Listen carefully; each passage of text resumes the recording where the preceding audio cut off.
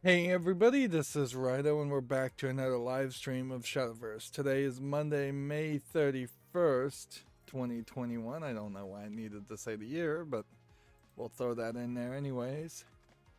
I suppose we can quickly mostly go through the accountability section today. I'm working my way towards the end of Agatha Christie, the ABC murders. It's kind of weird because they kind of in the middle of the story showed you who the murderer was, although it does seem like maybe the actual perpetrator may be a puppet of another suspect, if I was to guess. But it also doesn't, like most murder mystery shows or stories, it seems like you wouldn't have been able to guess in the first couple of of chapters who the murder was, because the name hadn't even been mentioned, or a general profile wouldn't have even been made. So since we're getting main story and practice things here today, none of these daily quests can even be done with this arena run that we need to do. But yeah, it is definitely way better than the Nancy Drew game, but it is also starting in the back half of the game to show some problems where its engine is just not particularly good, where it probably would make a lot of sense for them to just continue the hard reboot with the ABC murders but move to Unity in the next game. It's a weird story in particular because you have Perot and Hastings as the main characters, and yet I don't really know the relationship of Perot and Hastings, and it would have probably been nice to have an introduction to explain who Perot and Hastings are, particularly when you're getting ego points for playing the game the way Perot would play the game, which, as best as I can tell, Perot is sort of an autistic egotist. That's about as much as I can figure. It doesn't boil down to me really understanding which of the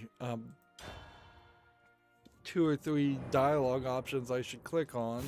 And even if I was to go back and play the game a second time, I still don't think I'd be able to play it perfectly because through the course of the game, I'm not really following the logic. I would need an achievement guide right in front of me to get all the achievements, of which this game has way too many achievements. And frankly, some of the mini games in it are getting to be too video gamey, whereas I think the story itself might very well be better suited if it were more like a Telltale game where it just told you the story and made it linear. There definitely are sections where it's completely obviously linear and you can't do anything until you trigger the one trigger they want you to trigger. Often you'll see that when you have to answer a phone, is that you can't look at anything else, you can't start any other puzzles, he just tells you no. But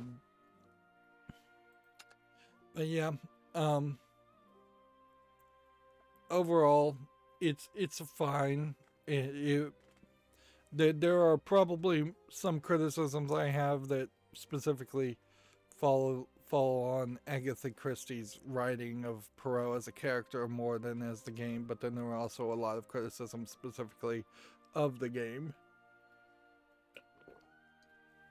Over the weekend, I did manage to schedule some videos, but not enough, frankly.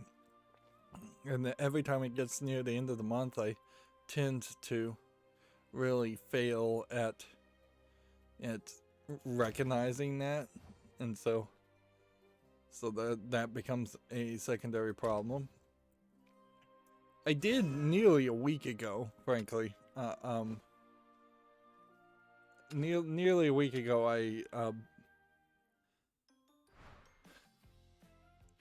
well, this is very colorful. But the crossover. I watched the 4th, probably final season of Castlevania on Netflix. It's fine. It kind of doesn't really do anything or go anywhere with that final chunk of episodes. The part of the problem certainly is that you have this. You have Dracula, and the focus and the writing for Dracula is great, and then by the end of the second episode, I think they'd completely killed and gotten rid of Dracula, and by the end of the fourth series of episodes, which really, it's funny, they've reanimated all of this. It'd be crazy if this was the new way Shadowverse just looked. Just shiny, colorful. Apparently, we are stuck with our deck. And we're doing the same old, same old. So let's see if this can play. Excuse me. I also watched the last couple of episodes of Lucifer on Netflix, which they said those were going to be the last episodes, but Netflix has a growing instance where they kind of hide the fact that whether or not it's the last episode or not. It'd be very weird for Lucifer to continue from where it ended. It could, certainly, but MGM was making him, and they'd already been canceled in part by Fox once, and now they've been canceled at least a little bit by Netflix, so surviving a third cancellation seems I'll get production up and running.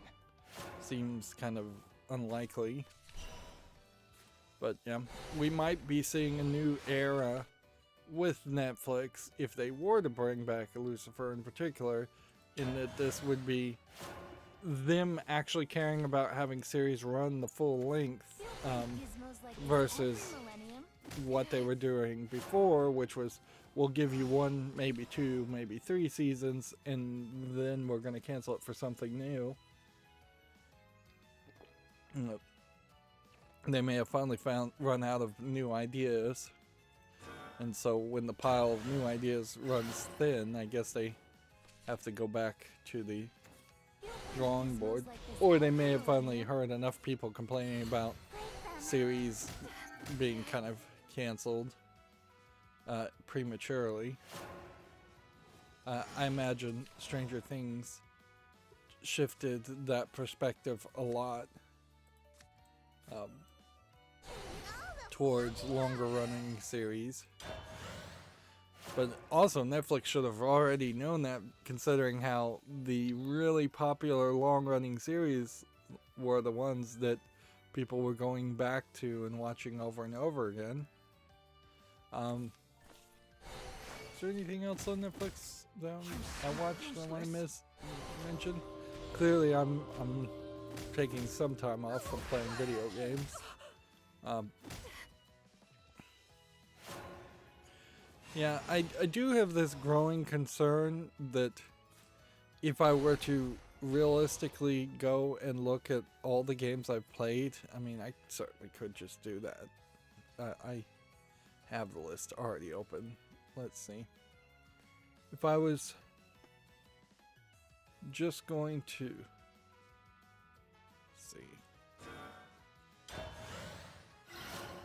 look backwards, like of the timelines between November 1st, 2020 to now, as far as the collectible card games I've been recording and that are airing, Magic the Gathering Arena was pretty much Magic the Gathering Arena, and in fairness, the beginnings of Shadowverse were interesting, but Shadowverse has gotten fairly boring fairly quickly. Looking at my 2 o'clock time slot, Um, let's see.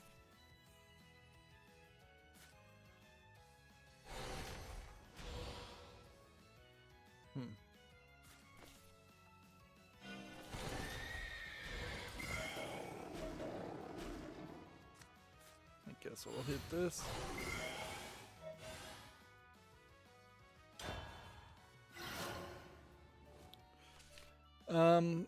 Let's see. I had Danganronpa, Trine, The Game of Life. These are all things still coming out. Virtue's Last Reward, Fear, Fear 2. I didn't actually play the Fear DLC. Portal Stories Mel. I think I enjoyed that. Indiana Jones and the Last Crusade. I probably enjoyed that. That's interesting. That's a 2 o'clock time slot when either I haven't scheduled Fate of Atlantis or Return of Oberdin. I mostly enjoyed that.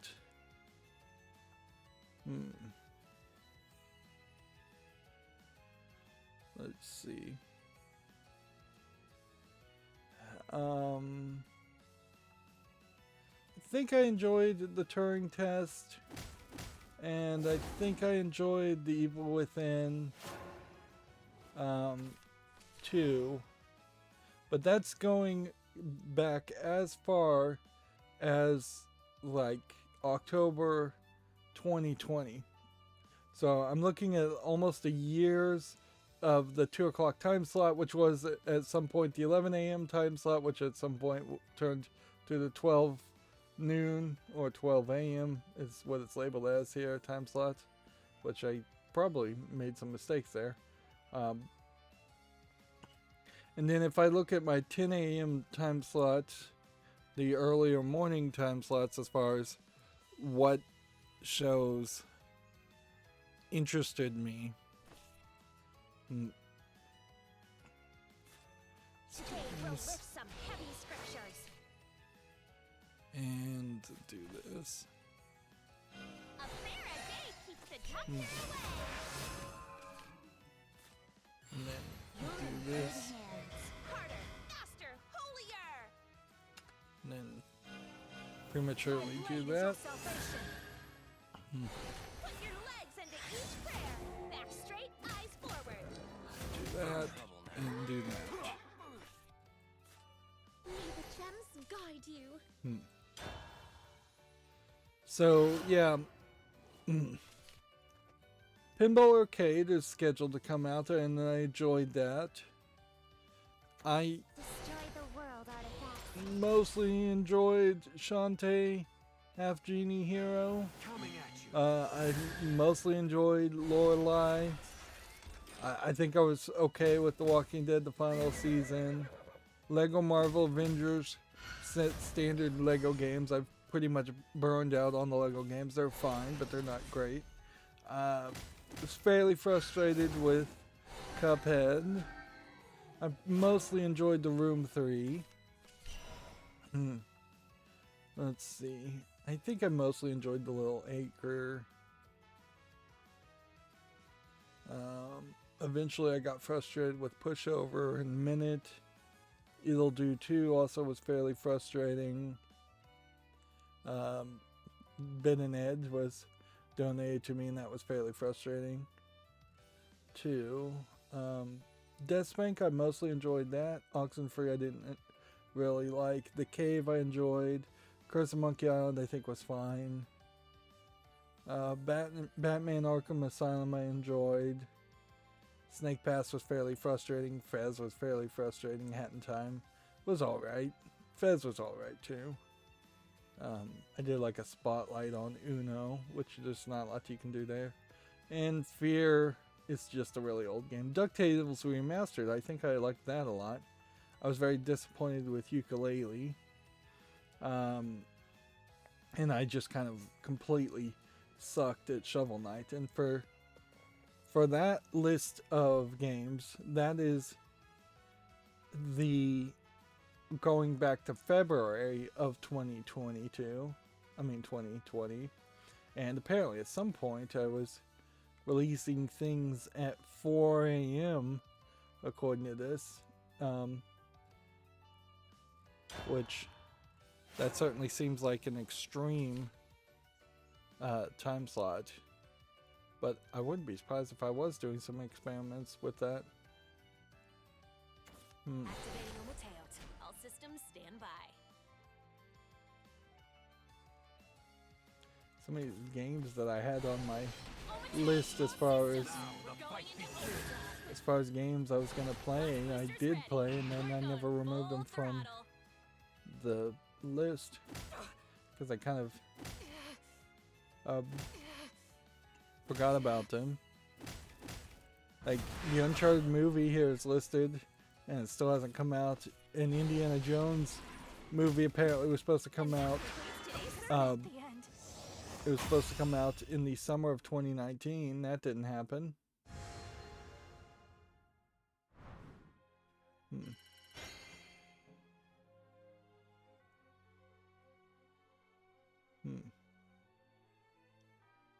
Did I drag something?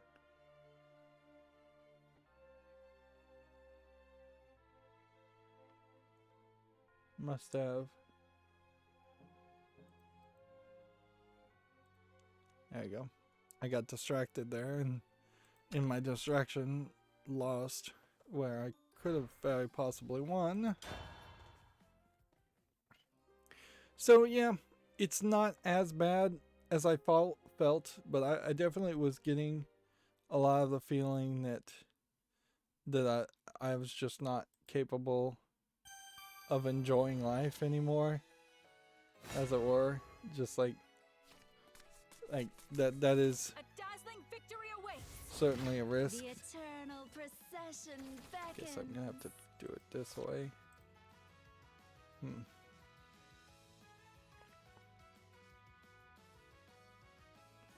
But yeah,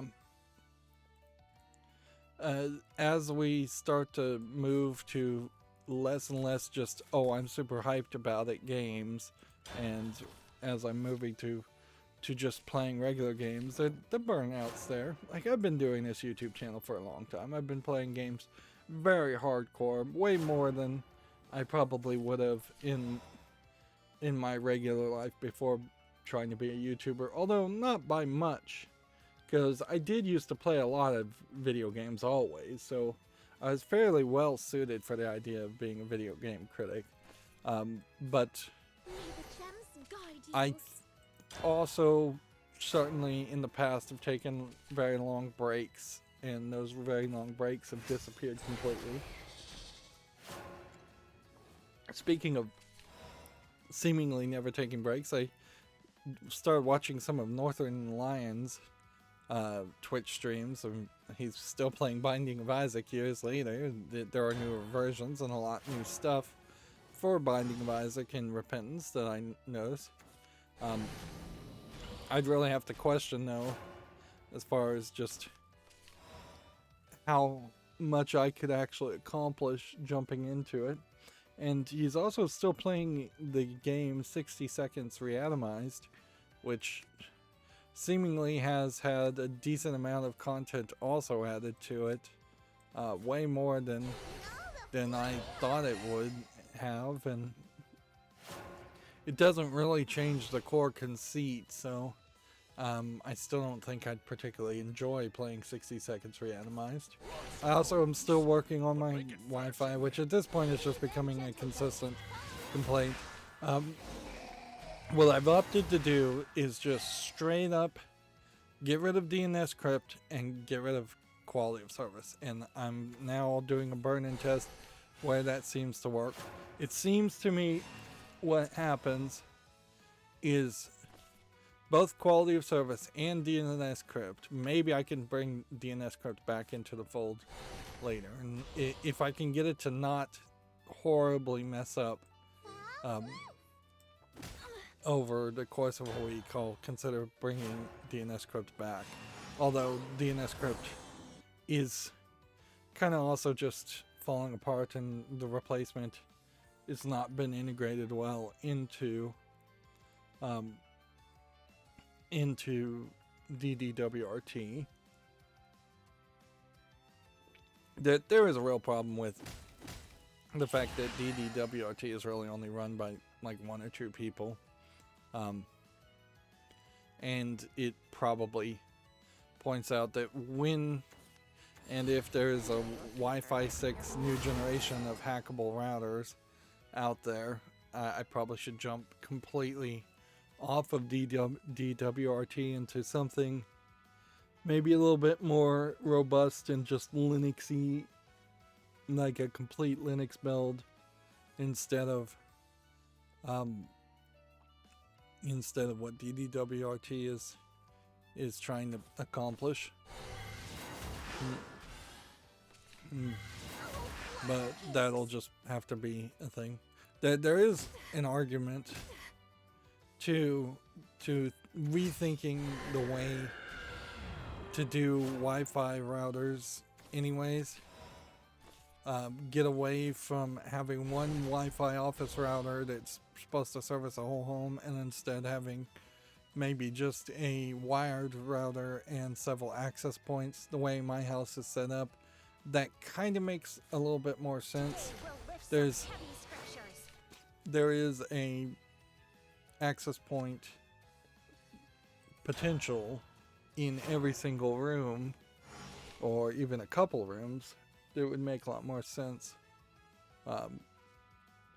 because I'm hardwired already to each room, and that's a nice feature, but it's a hard to quantify feature too, to have hardwiring of your networking. Of course I do. But it's probably easier to justify the more people you have on the network more than the more devices you have on the network. The bewitching hour is upon us. But yeah, the good news is it seems like I've gone maybe 24 hours without any dropouts, whereas before it definitely felt like every 24 hours minimum there was a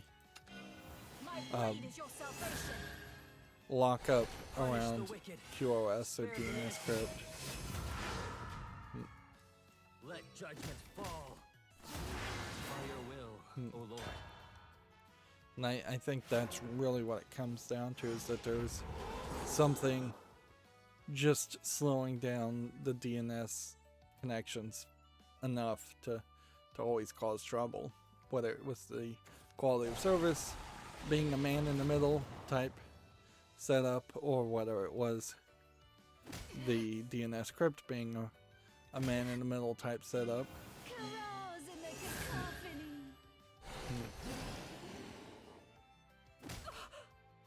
cacophony.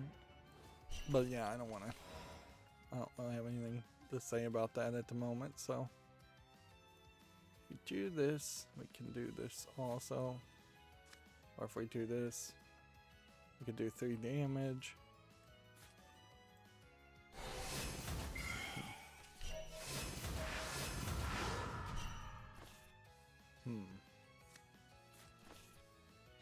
It looks like I'm up.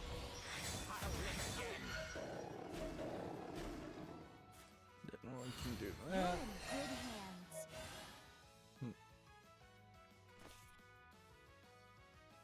Do we want to evolve something? I think we do. Show your might.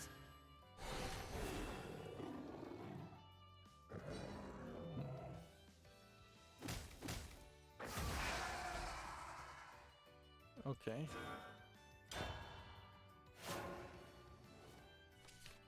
So I've been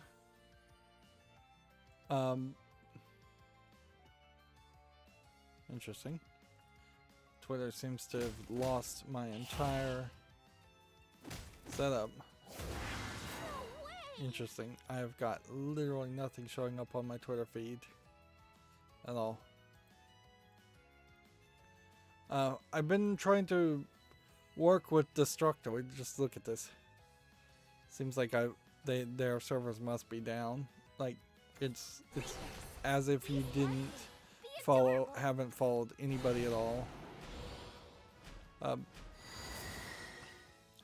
Well, regardless, I've been trying to follow Destructoid, and the parent company that owns Destructoid also owns the Escapists, I believe. But I guess at that point, this is a different people who bought the Escapist, and so any major complaints about the Escapist on the face of it may not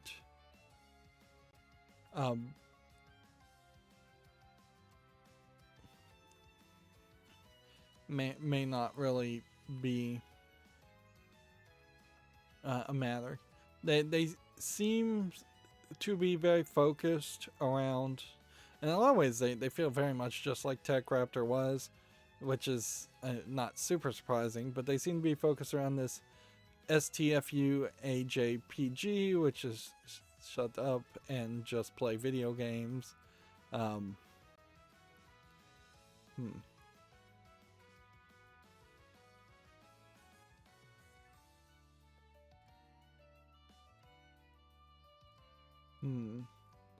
But yeah, you can say that certainly, and it's just like be excellent to each other as far as their terms of service.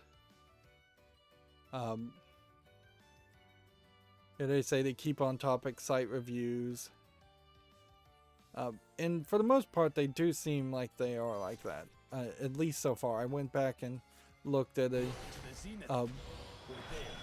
few of their old reviews, and it didn't seem like they were just insanely ranting about different things. I've seen them. So, yeah, I'm trying Destructoid. That doesn't inherently mean that Destructoid is going to be the new news source for Western video game news.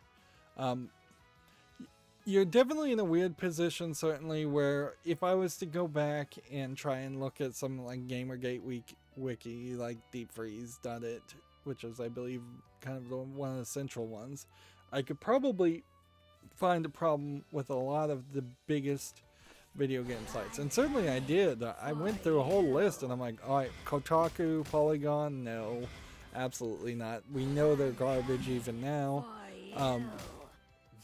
I just heard today that there's a bunch of games journalists whining / defending or complaining about a parody post that was apparently retweeted from a parody site called like harddrive.com or something, where it's the joke title is IGN journalist excited to finally play game he just finished reviewing, which is referencing back mostly to the fact that one of the former IGN writers was allowed by poor oversight to basically not play any of the games he has reviewed and instead plagiarize.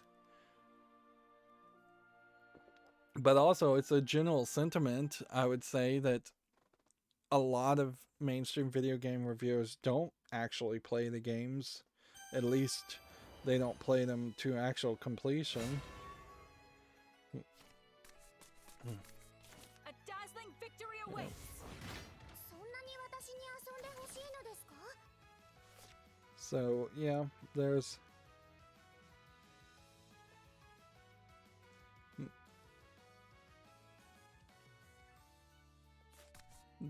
definitely a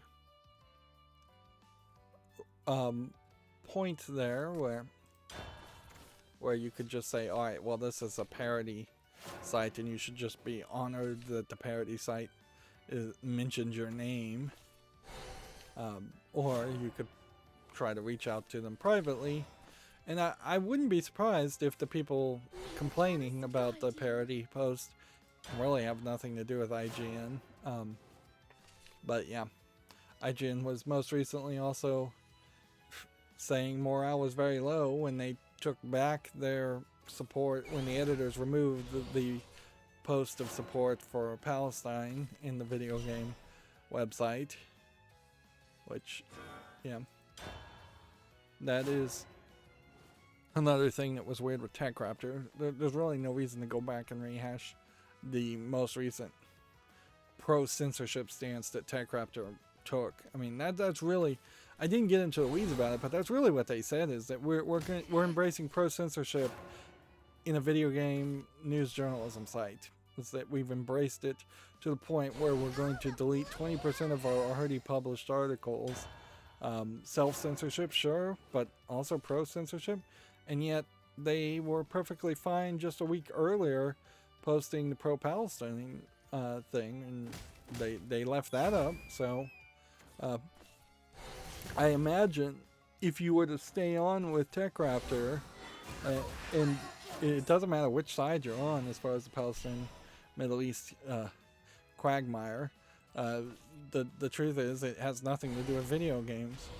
So I imagine if you were to just stay on with TechRaptor and continue down that path, which I've certainly done. I've stayed on with a lot of these mainstream video game journal sites where they just get worse and worse and worse and more political and more SJW over and over again. And I imagine that's exactly where TechRaptor is going. I mean, you don't draw such a hard line in the sand for no reason. But yeah, I should have definitely, in retrospect, made it more of a issue. The fact that it was such a pro-censorship stance. Because that really is unacceptable. There's no way to get around that. On the other hand, I may not really do anything with Destructoid. I may just decide that I don't need it at all. Maybe I don't need Western news. Maybe I get enough of it from Gametsu alone. Which, frankly, I should get rid of Gamasutra too. I do like the Industry Insider thought. I should make a special search to see if I can find something that is more like Gamasutra as far as industry insiders and job listings. It may very well come down to a point where a just LinkedIn listings of video game jobs might be a more interesting way to go about it instead of sticking with Gamasutra. And the Industry Insider news is, it's sometimes interesting, but it's often very irrelevant stuff. Like more often than not, it's irrelevant. Let's see. Smiles are the best medicine.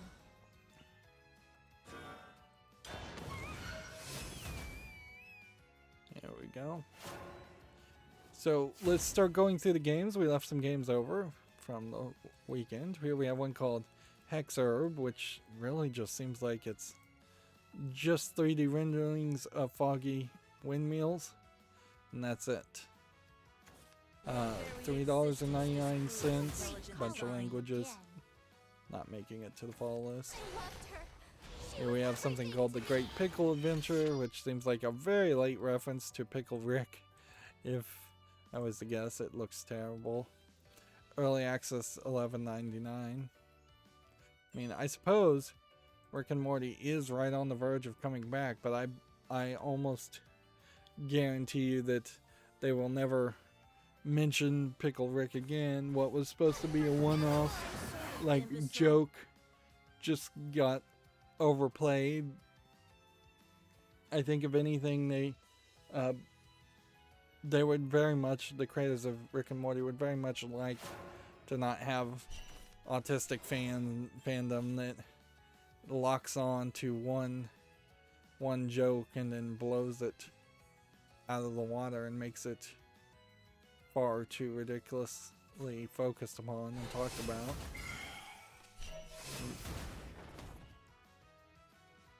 And inherently, I think part of the problem with the Rick and Morty series and why it has rabid fans that lock on to single ideas is the fact that they just don't make enough episodes. Like, there's just not enough budget there to pay enough animators to make enough episodes to constantly create things. And so you have a situation where every episode needs to be great and every episode needs to be cherished, where if this were The Simpsons or Family Guy or even South Park, there's just so many different ones that people go, oh yeah, I saw that episode, and then I saw the next week's episode, then I saw the next 2 weeks episode, and it all kind of just blurs together and nothing stands out as being particularly unique. Whereas if you tried to marathon what exists now of even Rick and Morty, I think you'd probably find that when there is the occasional rare bad episode of Rick and Morty, and I don't know why I'm talking about Rick and Morty, it really stands out though, because there's just so little otherwise.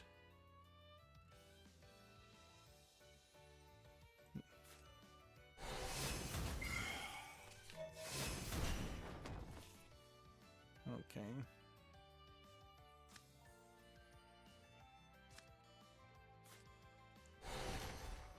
Do that. And then let's do that. It looks like I'm up.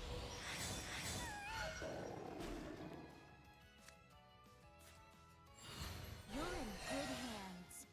And do that, I guess. Next we have a game on Steam called Race Condition, which looks like it's kind of a low polygon racing game. It doesn't look terrible, but I just don't imagine I'd ever want to play a low polygon looking racing game. Like, particularly if it's got no branding around it. If this was a Micro Machines game, maybe I'd consider it then. This is coming soon, so not even... no reason to even put it on the follow list because of that reason. Here we have a game called Survive Avalon, which doesn't seem like much. Just like a first-person shooter, asset flip. It's kind of a pretty asset flip game, but I don't know if there's enough of a game here. I'm not seeing any heads-up display. I'm not seeing any other actions other than just survival and shooting.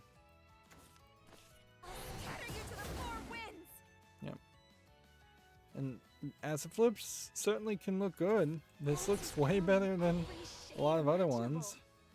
They want $29.99 for this. It's English single player, allegedly full audio. It says it has 3 large forests, a snowy mountain cap, and a cave system, which that definitely reads like this is an asset flip game, and is described as open world survival, crafting, and dungeons, which seems very much like just a checklist. Alright.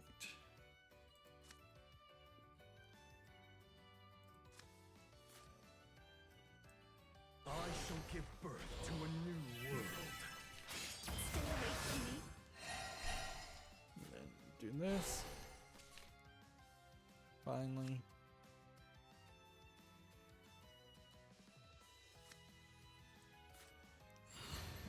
Try that too.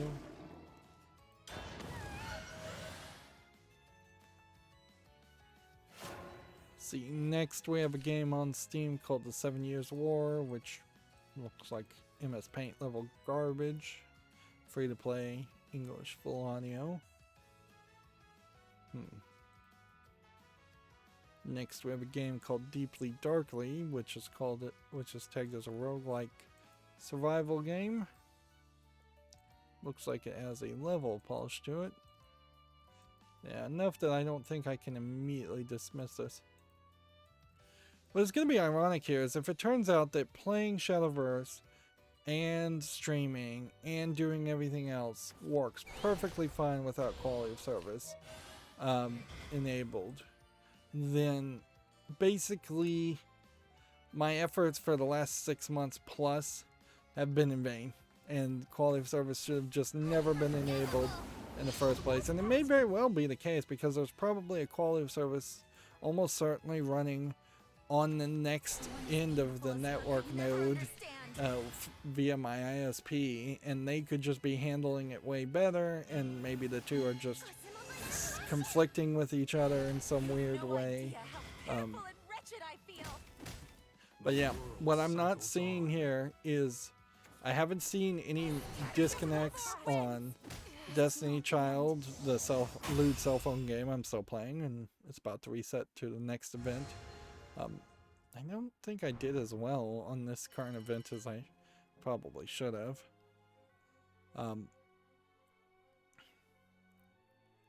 But yeah, I'm losing here, certainly too. Whatever. I lose most of these. And I'm not seeing real disconnects as far as the Destiny Child Defense Wars game, which I'm still playing and probably shouldn't be. And I'm not seeing disconnects or network trouble with Shadowverse while streaming. And I'm not seeing any drop frames as far as networking. So yeah, there may literally have never been a reason to have that enabled at all. Or you never know, it could be that somebody in the background has changed a bunch of settings as far as my internet service provider, and maybe it was necessary at one point, or it felt like it was necessary at one point, and it's just not necessary now.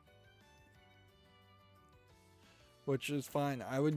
I'd still like to be able to use DNS crypt if I can, but frankly it's getting down to the point where the only one that seems like it really even works is if you send all your traffic to a Russian server which claims to actually keep logs, which is like, alright, so I'm probably just sending all of the stuff I don't want the US to see directly to the Kremlin. And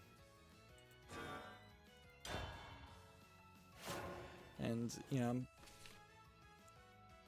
it seems like also on DNS mask, it's probably smarter to just have multiple DNS servers set up. So I went through there and added a whole bunch of DNS servers that supported DNS security or DNS sec, which is different than DNS crypt. You kind of want both for different reasons.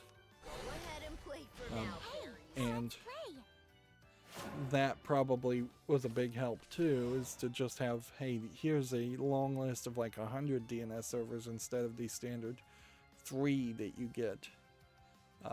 They don't. Now, more than likely, they're going to go through the first 2 and get 99.9% of all the information out of that, because it doesn't, I think, actually round robin the choices. So it pretty much goes to the first DNS server, and if it doesn't find it on the first one, then it goes to the second one. Which that's good, because theoretically, if I get DNS crypt set back up, then I can establish the DNS crypt server to work for 99% of the time, and then there were always these occasional points where Reddit and other sites were having trouble. Although I think a lot of times it is just Reddit is down, or Imager, or GIFCat. A lot of the Reddit connected services seem to go down on the weekends.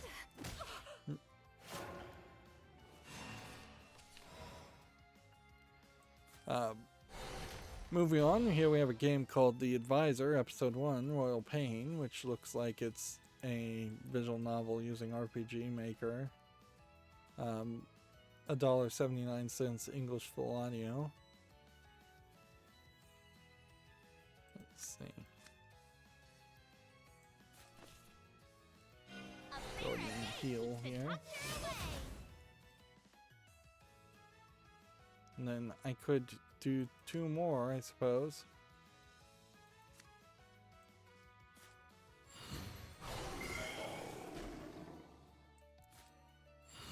You're in good hands.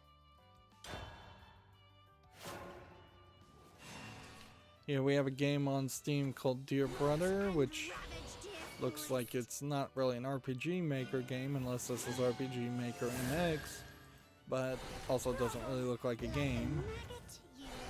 It's free. Even if this was a student project, it doesn't look interesting enough to actually make it to the follow list.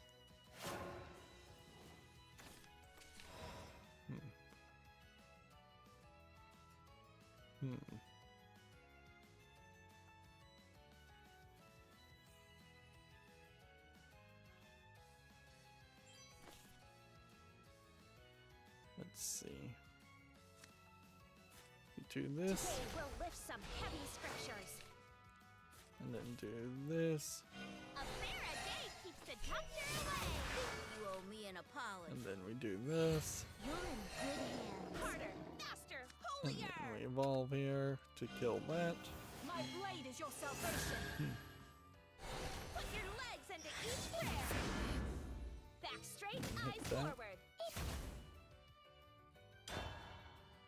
See, next we have a game on Steam called Red Measures, which looks like it's probably an asset flip first person shooter again.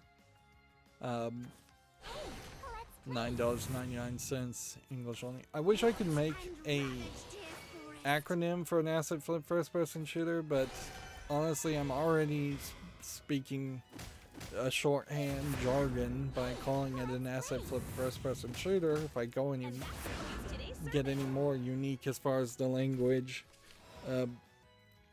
it wouldn't make any sense until there's a point in which the gaming community as a whole decides that they've just created a new term for it. Let's see. Well, I guess you can just go ahead and play that. Miasma pervades all. Here we have a game called The Steps as We Know Them, which looks like it's some kind of movement puzzle game using chess pieces. But honestly, it doesn't seem really well visually polished, and it doesn't seem like it probably is really thought out. Seems like the idea is that you can only step on some squares without being redirected, and you'll be playing as different chess pieces, so you move in different ways. $4.99 English full on. There is something to this idea, certainly. If you were trying to teach a kid the way in which these pieces move, and somehow that required more than a brief explanation that should take less than 20 minutes, a game like this might make sense, but it definitely would need a second pass visually.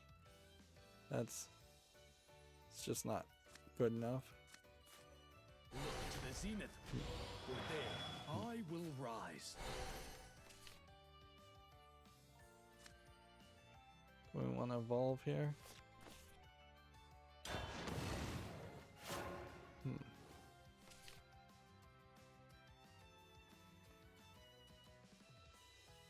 Let's see.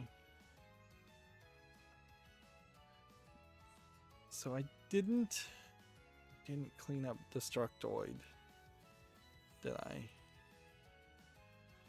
So let's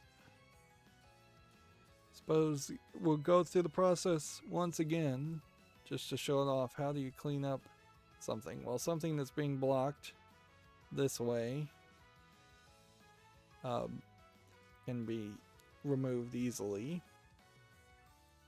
And then we want to get rid of the entire top banner, which that should be the right point. Yeah, but see, if I get site header, that gets rid of the entire top. Then we want to get rid of the side column, Meow-wee. Ready to pounce. which I guess that's that one. And then let's get rid of this discuss button. I will rise again.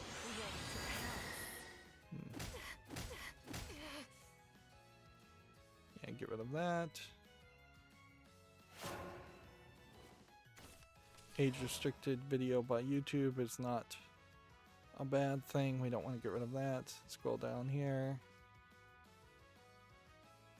And then we want to start getting the things at the bottom gone. Nav previous, nav links, post navigation, navigation. There we go. Get rid of that.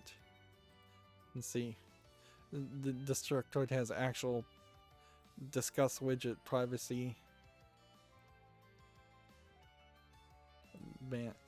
Privacy badger is blocking those because that would be actual tracking. And then I think if we just grab this bottom part here and get rid of the footer, we may very well find that everything will center again.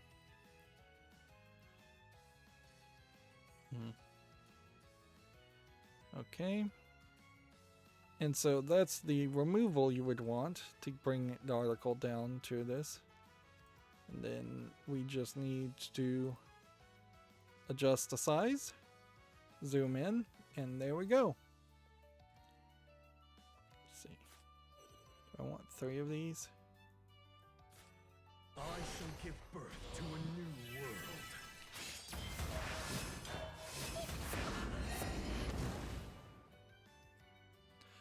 I nearly lost there. So here is Destructoid now cleaned up.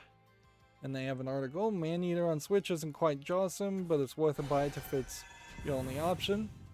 These are the kind of review opinion pieces that maybe I don't need in my life, but I'm still trying to mostly see. This might be a site that might get improved upon. Wow. Totally got wrecked there.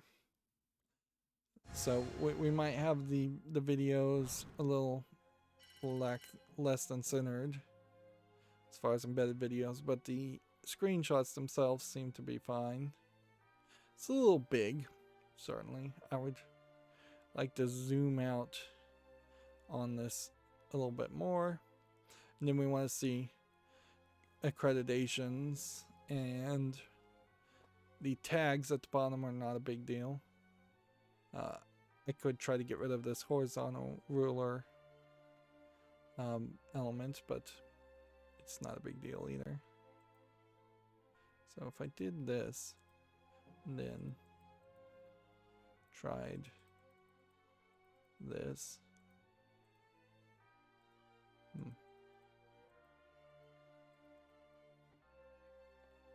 yeah, that's definitely not gonna work.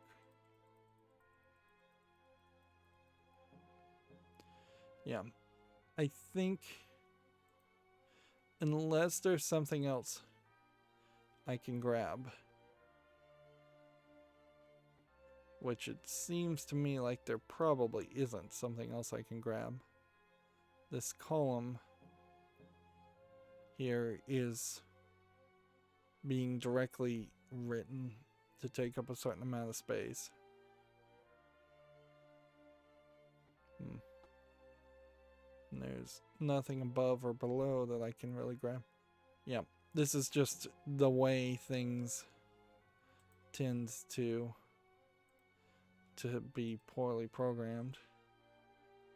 So yeah, best way I can do it is that way, which makes it the text a little bit big, but not that big.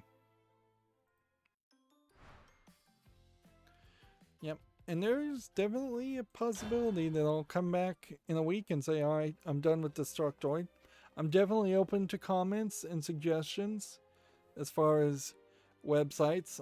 I can tell you that the big ones have already been pretty much rejected. Anything that is posting a bunch of SJW stuff is going to be rejected. So Kotaku, Polygon, GameSpot, Game Informer, those things. And some of those I might very well be wrong about, but I'm not very interested in doing. Like Game Informer and GameSpot, I think, are both owned by the same parent company as Giant Bomb, and since I'm trying to move away from Giant Bomb, I don't see why I would move to basically the same thing as Giant Bomb.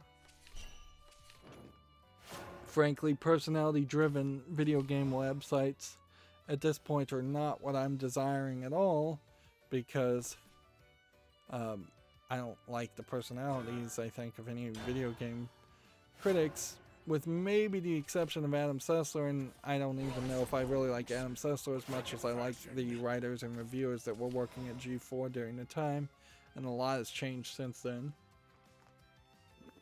We may get to a point where G4 actually gets launched as some kind of website where it actually puts out a blog and some kind of news feed, and maybe that would be the new news source.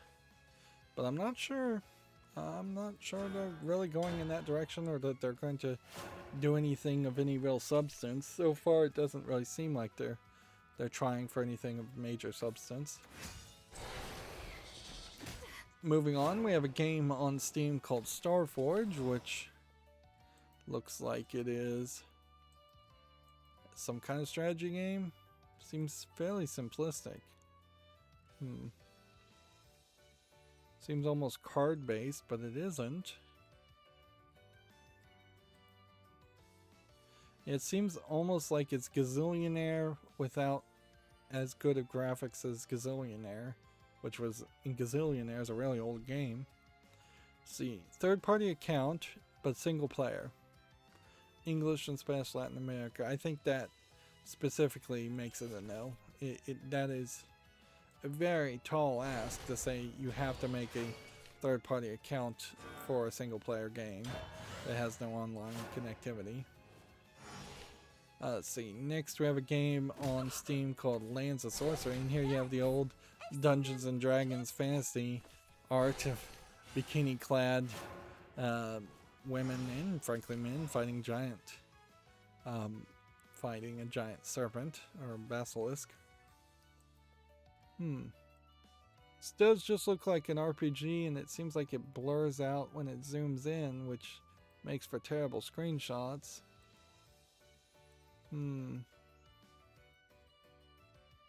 Yeah, and then you start getting to these screenshots, and these look more like asset flip things, and this feels like this is more of a meme troll thing. You have fairly inconsistent animations happening here.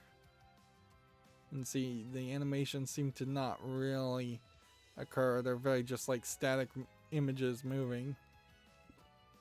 So I would just kind of assume this game is not polished. Definitely not polished enough for $24.99 in my opinion. And they're comparing it to Honey Pop and Bayonetta, which are two fairly inconsistent different games. They're not inconsistent, they're different from each other.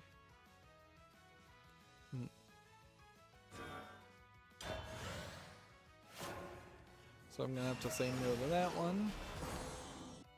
Here we have a game called Cockeyed Helicopters, which seems to just be kind of a 2.5D helicopter game where you're controlling the helicopters in a wonky way from what I would assume. It's player versus player basically. $7.64, online PvP, English only, yeah. That's a weird one. Smiles are the best medicine. Okay. You need to be able to Feel free to call on me again. to kill this whole group of people if we're gonna have any chance of succeeding, I think.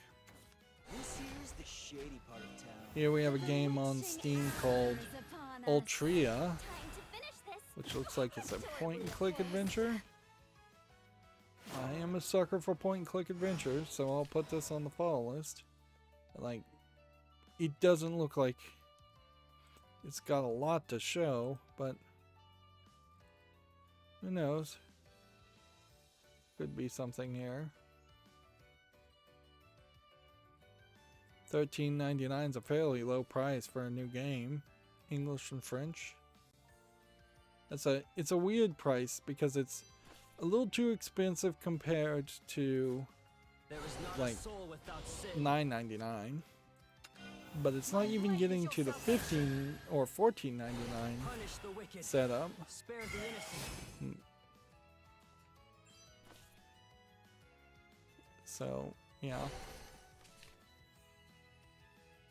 Let judgment fall.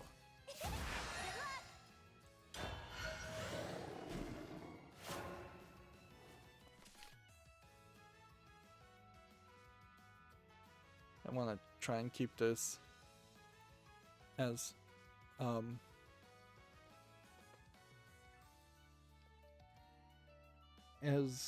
varied vary up the news as much as possible. There is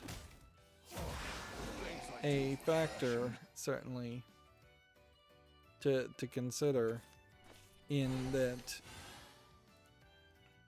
Destructoid seems to delete their tweets and then retweet their tweets via some kind of bot.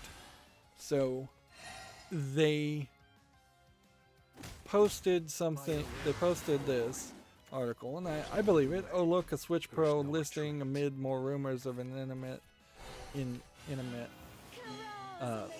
imminent announcement. And see, this was posted 16 hours ago, but I saw this retweeted 2 or 3 times while looking at the news on my Twitter feed. And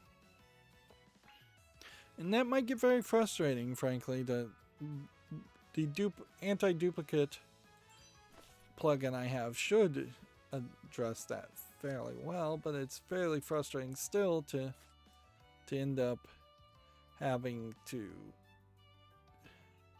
deal with seeing the same news over and over again.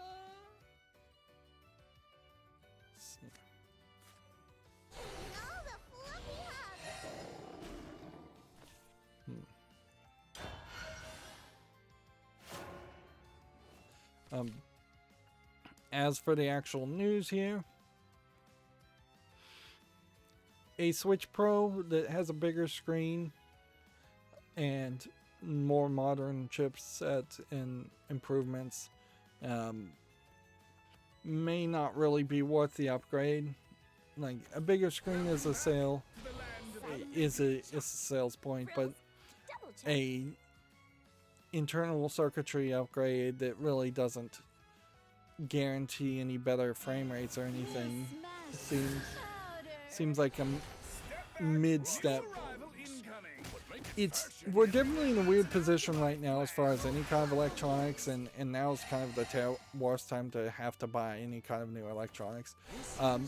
The server case I wanted to buy that was massively expensive at $500 to have, like, I think it was 30, maybe 26 hard drive slots in it.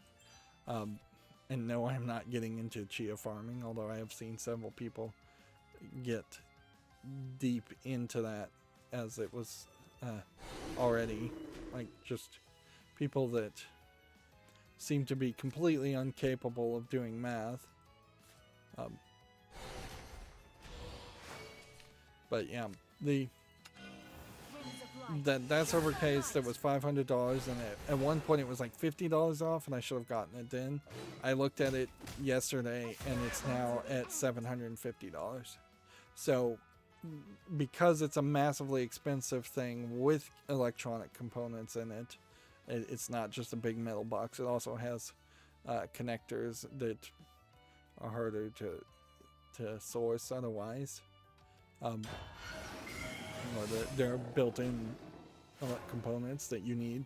The backplane is what I'm talking about in particular, is what it's called. It's where the front bay hard drive slots plug into the case. But yeah, a 250-pound device there with extra shipping and electronic components has skyrocketed to $750, and which means I probably will not be buying that anytime soon. So, yeah. That sucks. We're in a weird position right now where it's just like a lot of things are very expensive, and now is the time to save your money is more than ever.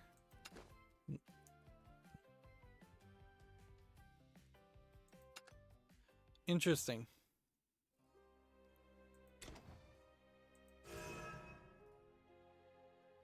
So apparently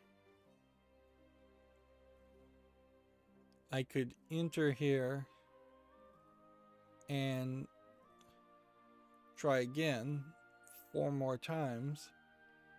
But if I was to do that, I would have to use a ticket, and I don't see any reason why I would want to use a ticket at all. We gave it the free entry try, and that's pretty much as I care about. Now we're going to try and find a swordcraft, shadowcraft, bloodcraft, runecraft, or dragoncraft victory, which we need to do all in the solo, not in the multiplayer, as we're still trying to grind out here. I think now would probably be the best time to save for a Switch 2 instead of a Switch Pro. Almost certainly a Switch 2 is going to have the same backward compatibility. Here we need another 5,000 points, or they're about 4,245 points, or 145 points. Which that seems very doable today. Just playing the easiest character. So we'll just start with Swordcraft. Things that probably aren't going to be fixed in Switch Pro. Better controllers. Like, I doubt Nintendo is ever going to come out and admit that they fixed like Joy-Con drift, or drift in general in controllers has been getting worse and worse. Better battery life. I doubt they're going to come out and say that this is 20-30% more battery life. 4K support or better frame rate. I doubt they're going to say that. More RAM, so there's less loadings. Probably not going to affect. You probably won't admit that. Or I imagine the load spots in the Switch game will always be in the exact same place. Even if there was more RAM. More internal storage space, sure, that'd be nice. It probably is a lot smarter to have an internal storage space than memory cards and SD cards to download games to.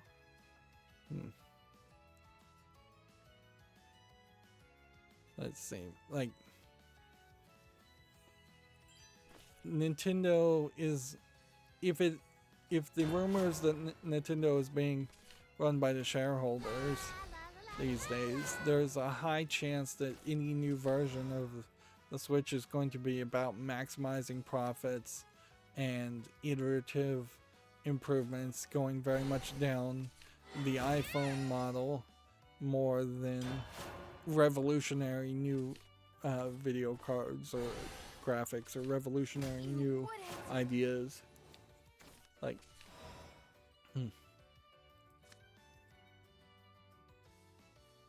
so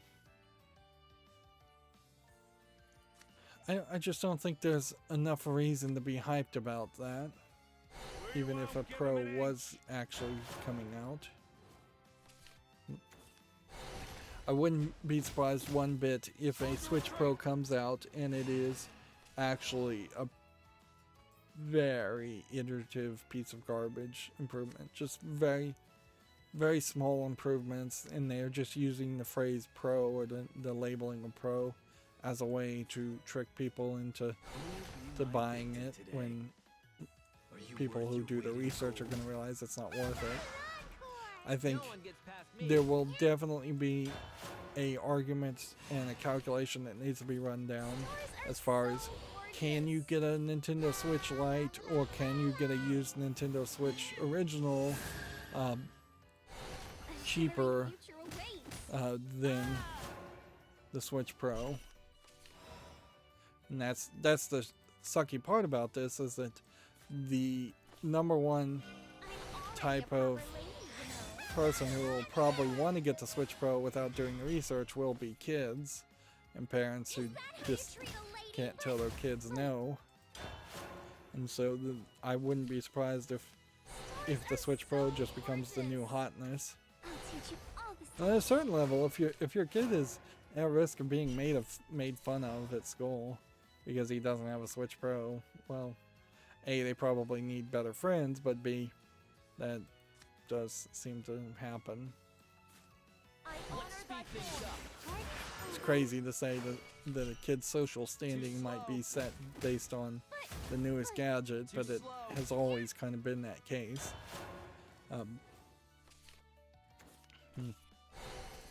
Moving on, we have a game on Steam called Model Building Restoration, which seems like you're building just a truck model Can you feel the and excitement restoring in your it, bones? and that's it. Disassemble old car models, remove rust, and reassemble. It's hardly even like a I don't know what you call a car to remaster a car. It's like repairing a car. There's a lot of other things I imagine you have to do other than just removing rust. This is $5.99. You probably have to weld in holes and attach plates and sand down the plates that you're using to fill in the holes, and probably need to replace rubber hoses and tubing, and yeah, there's, I imagine, just a laundry list of things you would have to do to fix a car that's been really rusted. Here we have a game called Deletes.exe. This seems to be in like Spanish. Seems to be an asset flip first-person shooter horror game. spins are the key to this dance. Free, but Portuguese Brazil language only. Okay. Could I win here? Or should I try and win there? Can I play something else? I go with the wind.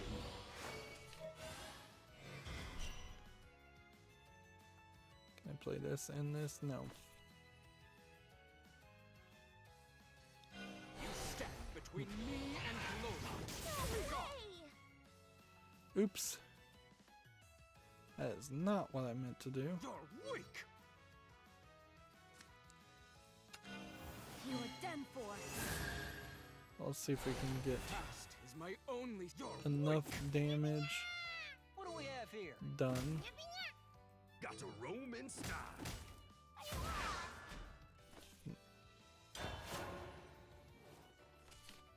Yeah. I'll teach you Unless he all can the buff up these characters to do a lot more damage, I probably have won here.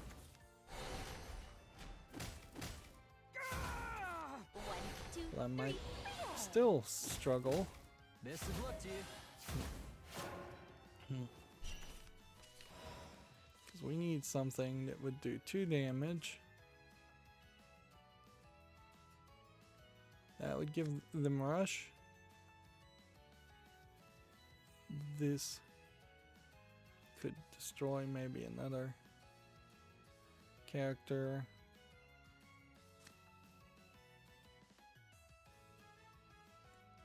Okay. Let's try this. This one. And then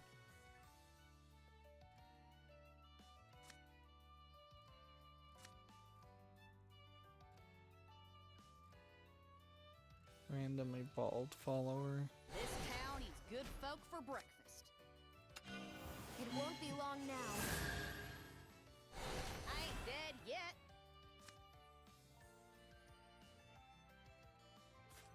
And storm.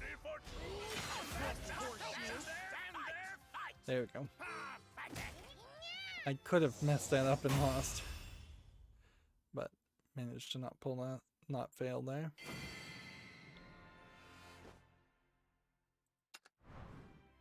pleasure was all And so we're mine. gonna have to now go back and see if I need to do any more with swordcraft, which I imagine the answer is no to that. So that we can figure out what the other daily quests are done. And I would think at this point we should probably just uncheck this. And I don't think I can check it back for like 24 hours. Let's see. So now we're looking for Bloodcraft, Runecraft, Shadowcraft, Dragoncraft. Let's try Runecraft and Dragoncraft. Just for fun. Since I think we'll pretty much win anyways, no matter what we play. So here's Dragoncraft. Let's see. Here we have a game on Steam called Nox Terrarium Lost Souls, which looks like an asset flip horror game. These flashlight games. We haven't been seeing a lot of these flashlight games lately. $7.99 English full audio. It seems like these are very empty rooms.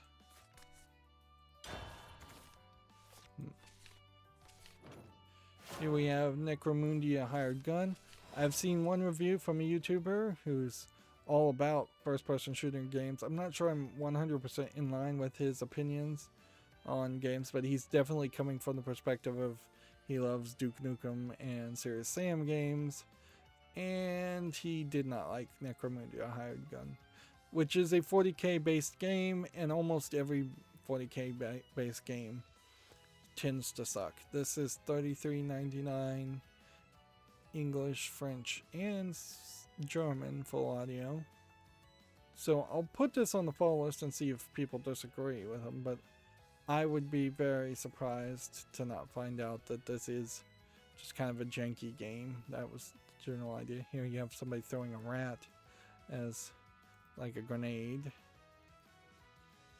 I would say for the whole concept of the Hive and Necromundia in the 40k universe, that is just a side section of the 40k universe that does not feel visually anything like the Warhammer 40k you normally see with giant space hulking marines and giant ridiculous pieces of armor.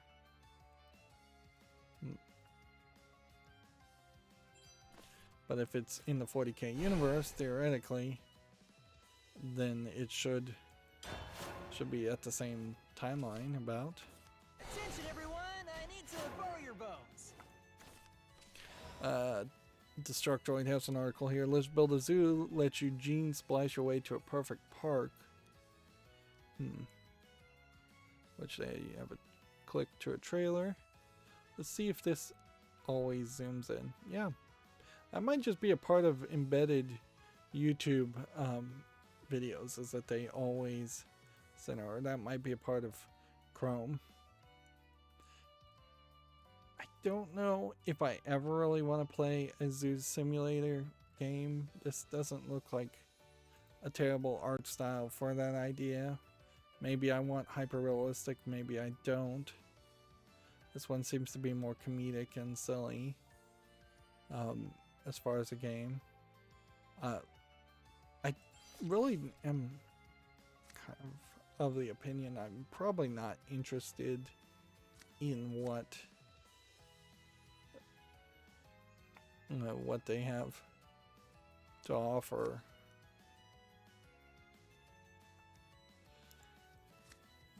Yeah.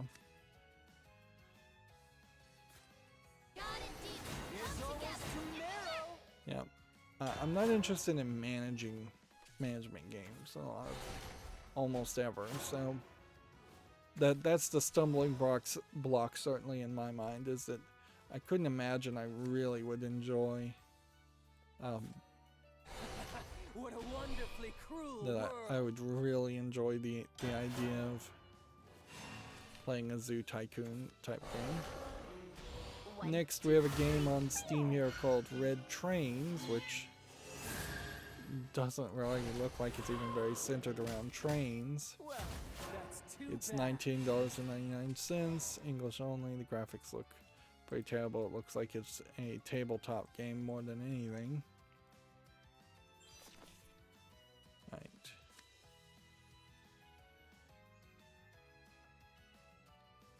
Random enemy follower.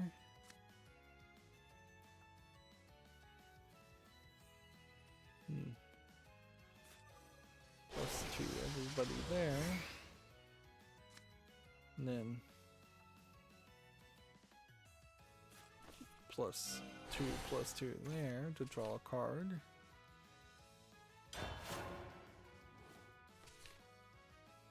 Show me your Let's see. talent. I suspect we probably have a ton of Get this concert rolling. games to talk about, but I could be wrong. For instance, like this game Hot Pot, I think we had already kind of talked about. It oddly feels like a VR game where you actually might be able to cook a little bit and maybe learn a little bit of cooking.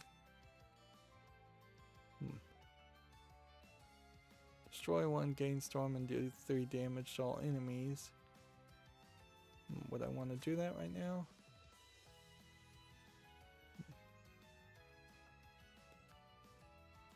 Don't want to do that right now.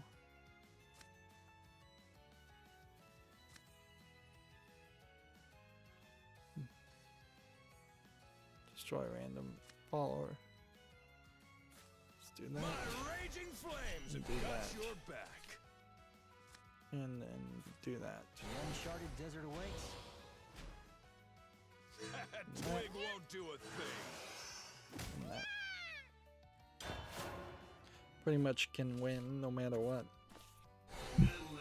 So yeah, I want to be fairly careful here that I didn't end up opening a whole bunch of duplicate tabs, which I think, looking at this, I pretty much did.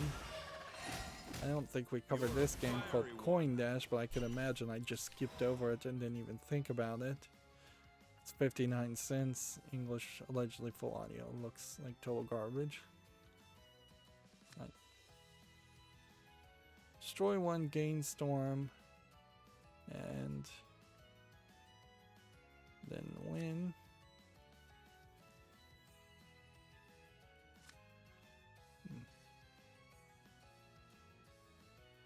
Or do this. This is a random evolved follower. See, if I played this on top of this, I'd do like 9 damage. See what, Witness the fury of my curse. actually.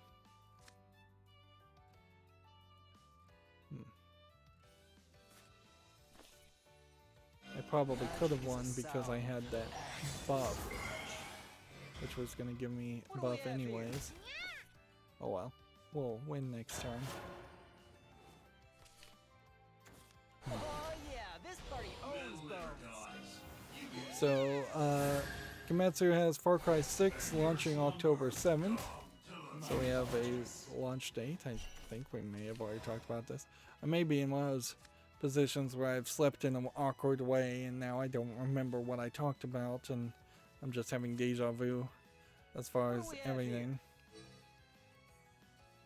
Let's see. This will evolve.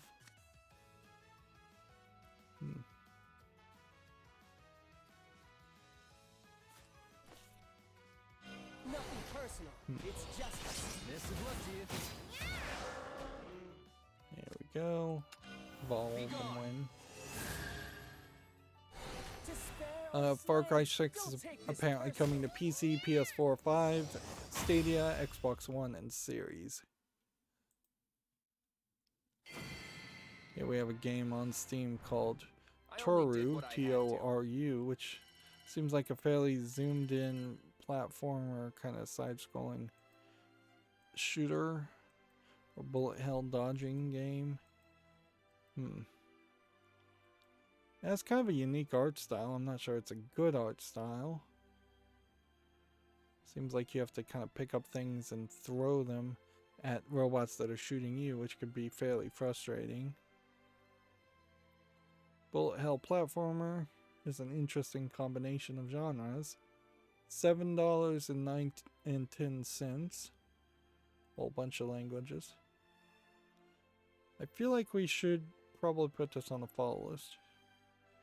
Now, there is something I think to point out here. In this picture, you have Toro basically not wearing his overalls correctly, and so you have these like nipples showing, and then later you put on this necklace for the screenshot to kind of cover that up, which that's probably an interesting choice.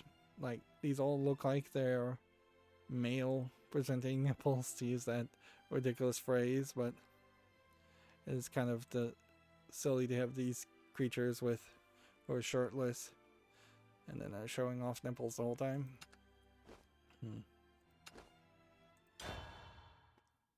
But I'm much more interested in how the game actually is received and plays. It could be that there really is no levels in the game, and that could be a much bigger issue. This one's for my family. It's not fleshed out as far as a experience. Next, we have a game on Steam here called Larger Than Light, which is one of those. Well, we played one game like that where you are adjusting the shadows. We've seen more and more examples of this where you're controlling a shadow or adjusting a shadow as it plays.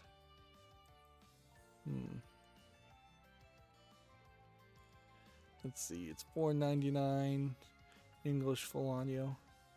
Comparisons are bad still on Steam, so I can't even remember what the name of that game was that I did play with the shadows.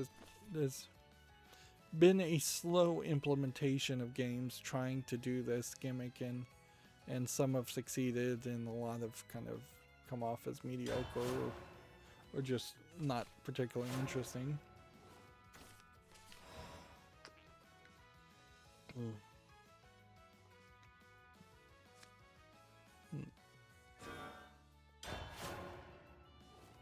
Yep. Let's see. Here we have a Gemetsu article. Peter Fabiano leaves Capcom, joins Bungie. He is now a production discipline manager, which I don't know why discipline would be in your title instead of just being a production manager. He was a producer of Resident Evil Village, Ghosts and Goblins Resurrection, Resident Evil 3 Remake, Resident Evil 2, and more. He worked for 13 years. He clearly would have been working with a lot of the Japanese Capcom employees, so. But I mean, he was also a producer, so that's fairly high up.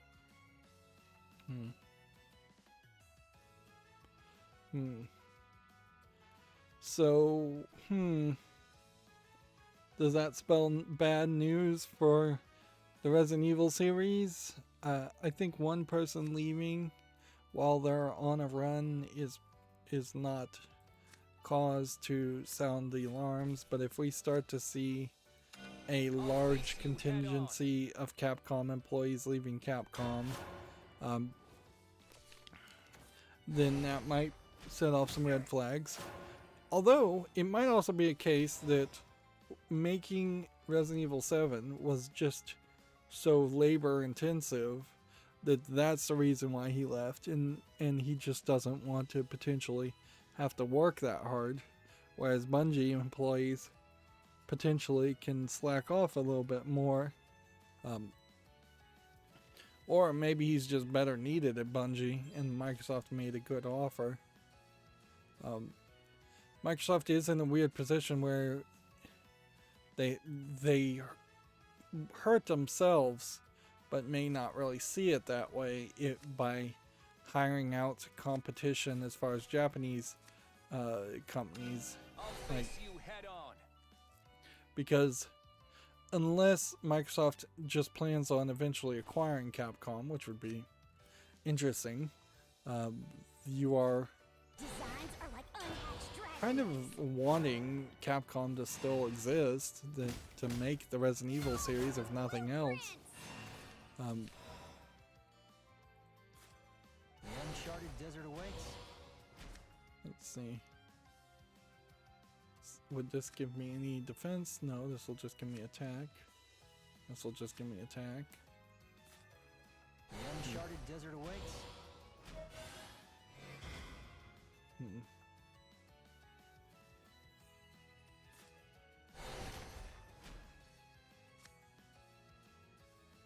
What do we have here? What do we have Just here? go ahead and kill that. How about an encore? I'll teach See you if there's all any the reason. There is a quote here we can actually read. Hard to write this best, so I've decided to keep it simple. Thank to everyone at Capcom for allowing me to grow together over the past 13 years. I'm thankful and will cherish the experience forever. Yeah, that almost comes off as, oh, this guy was fired type tweets, instead of having something that is more thought out and more sappy, which is what you tend to see.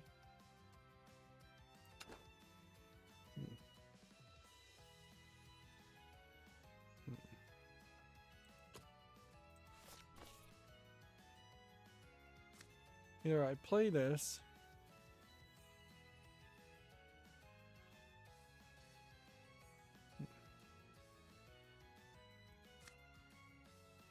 or I play this.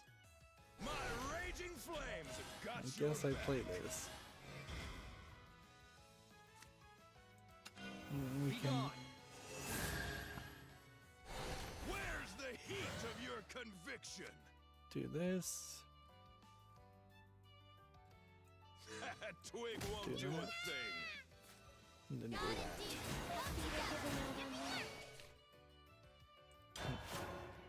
And that may very well win for us. Stores are so gorgeous.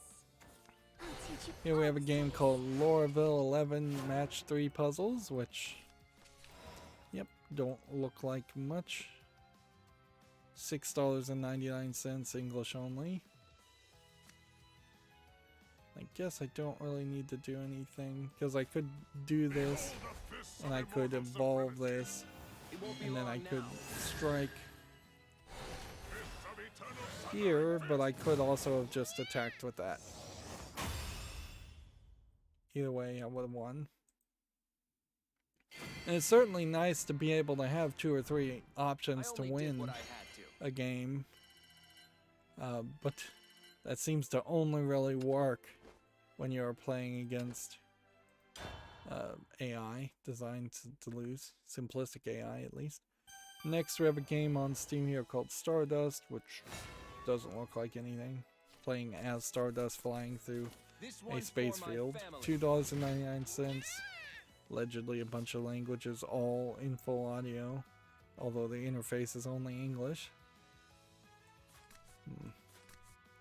Like, that's just another example of different configurations that should set off a red flag at Valve, and that you should not be allowed to say you have full audio support of a game when you don't have interface support for the game. designs are like unhatched dragon eggs.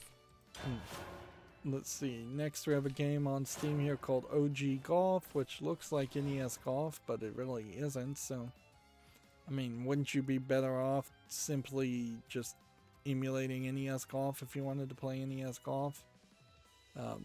Compared to modern golf games, this looks terrible. This is $12.99, English only. That's also very expensive. Only 18 holes, which is considerably low amounts when you're talking about a flat 2D perspective. You should be able to custom generate holes, and there should be a whole bunch of them that are included.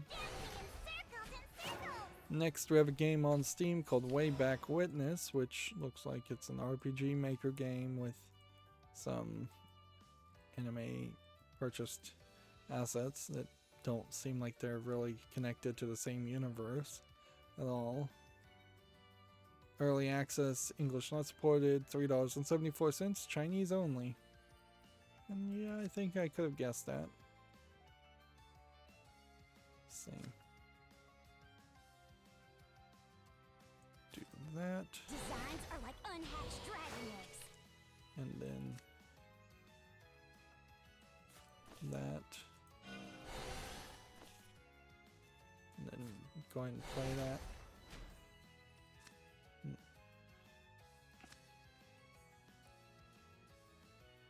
Eureka! Yippee! Attack there. Here we have a game just called Fencing, which looks like it's a Chinese vertical slice of kind of like wushu wirework fencing, which that concept might work. Wushu might be the wrong word there. But yeah, in this implementation it totally does not work. $7.99, English, Russian, Japanese, and Chinese. Yep. The problem I would say that you're going to run into with anything around that concept as far as wire work fencing is that if you're thinking about like what is that movie, Flying Dragon, something Flying Dragon,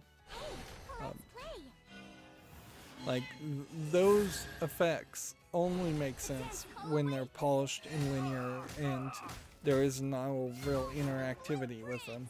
The second that highly polished dance fighting comes to the real world, it gets corrupted by the fact that it won't look as nice.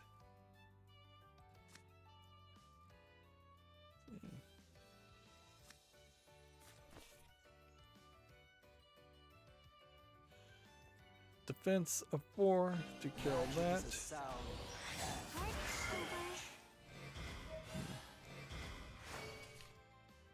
Then we'll go and kill that.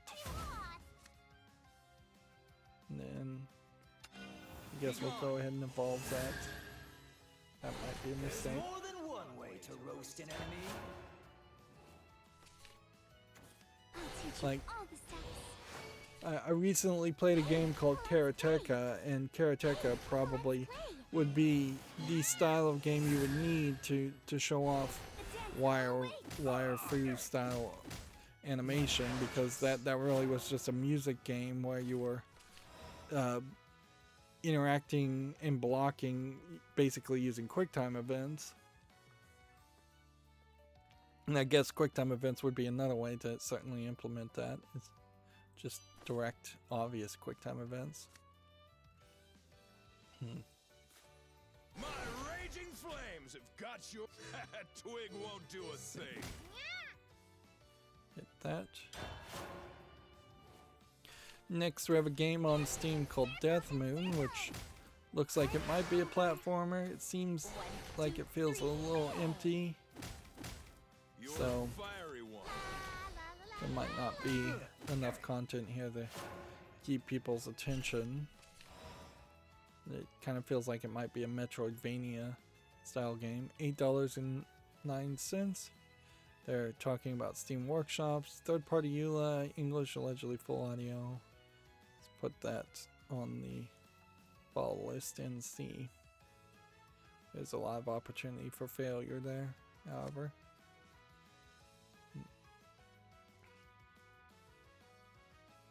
Alright, we need an evolved person, which I don't think we're gonna get that, so I shall give birth to a new world.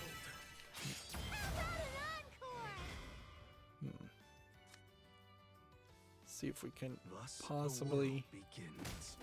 keep this guy alive. There's a decent chance they'll just attack this guy Show me your death. and leave this guy alone. You get it. Hey, let's play. Here we have a game on Steam called You Are the Kaiju from a first-person perspective. That's one of the problems with the ABC Murders Agatha Christie game, is that the camera angles sometimes change, and there's like one area where I totally did not recognize that there was supposed to be a whole section there, so I totally missed it.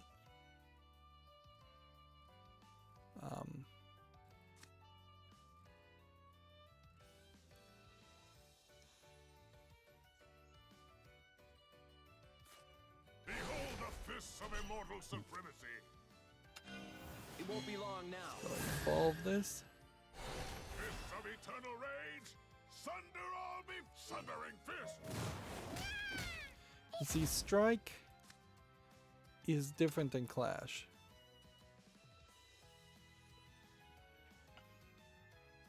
Yeah, Clash activates when you're attacked and when you fight. Strike only activates when you attack.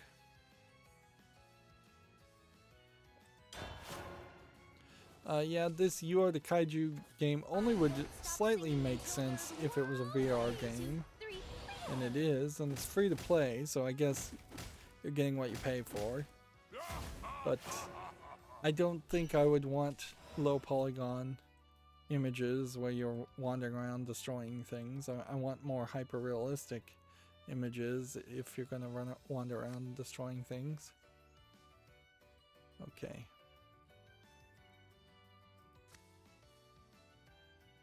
This would just draw cards. I don't think this is going to work. So pretty much do this, and then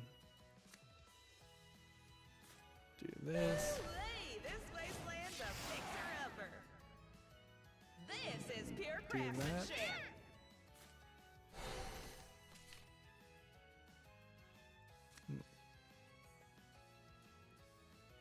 I guess maybe if I'd buffed this up a little bit more with this, I could have guaranteed a victory. I think I pretty much should guarantee a victory anyways. Gematsu has this week's Japanese game releases: Wings of Darkness, DC Superhero Girls, Teen Power, and more. Yeah, I feel like we had talked about all of these, though.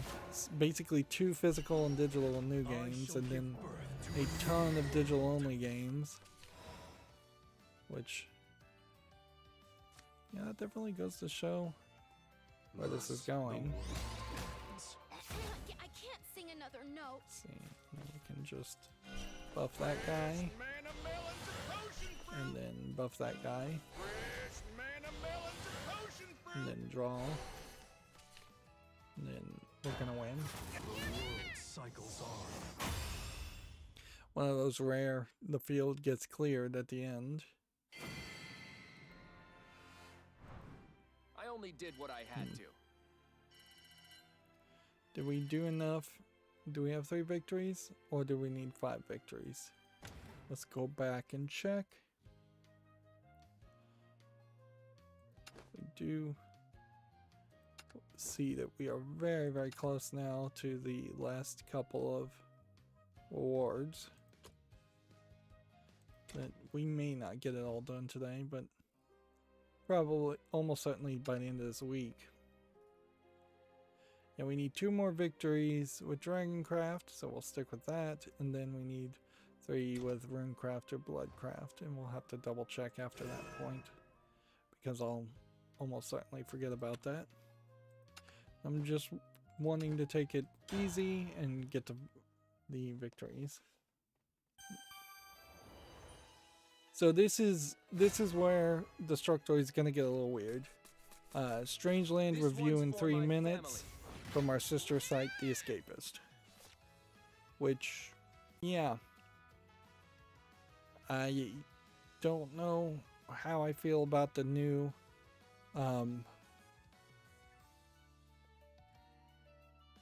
the new Escapist, and I don't know how I particularly feel about 3-minute reviews. Can also say that it doesn't seem like there's actually a video being connected here, and maybe that's because something is being blocked because it's a cross-site link or what, but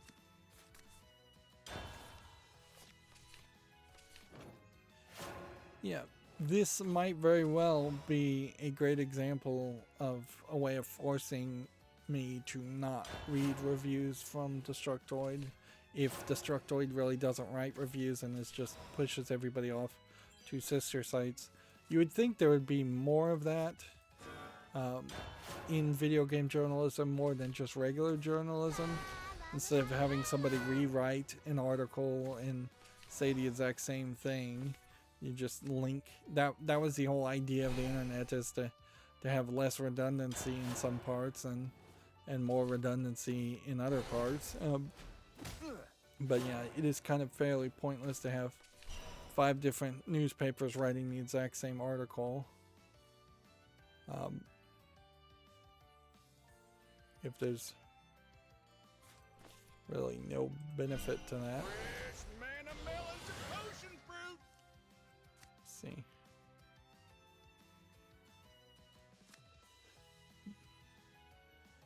So we could potentially do 12 now.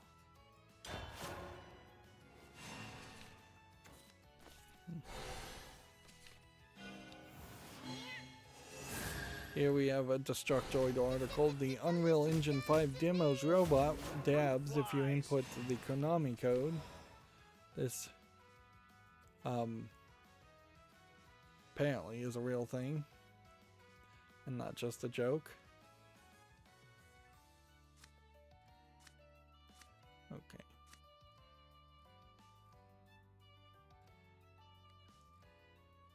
If I go ahead and play this on this, that kills that.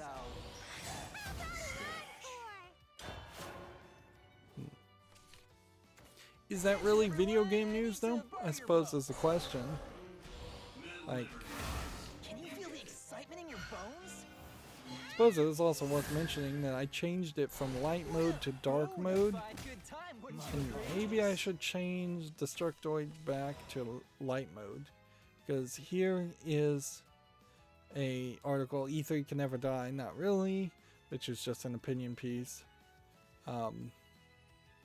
Apparently he worked at the Nerdist at some point. But yeah, when you are in the white mode, the text seems to be fairly going from side to side all the way. But when I reload this, after doing all those changes, it goes not as so much side to side. So I should see if I can adjust that back or not. Okay, so we want, what can we do?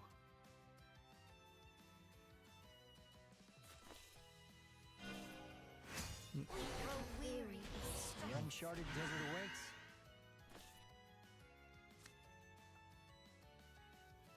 What do we have here? Interesting. Designs are like unhatched dragon eggs.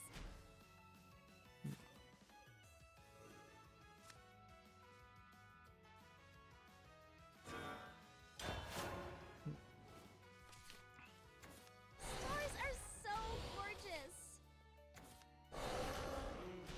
Attention, everyone! I need to borrow your bones. A shimmering future awaits. No, the blueprints.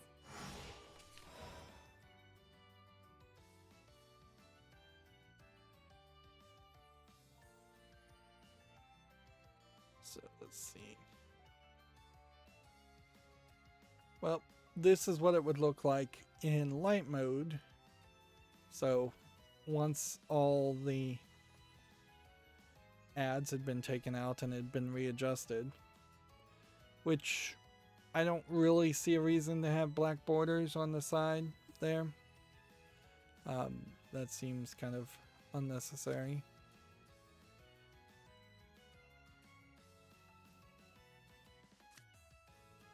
I'm just gonna wait a turn.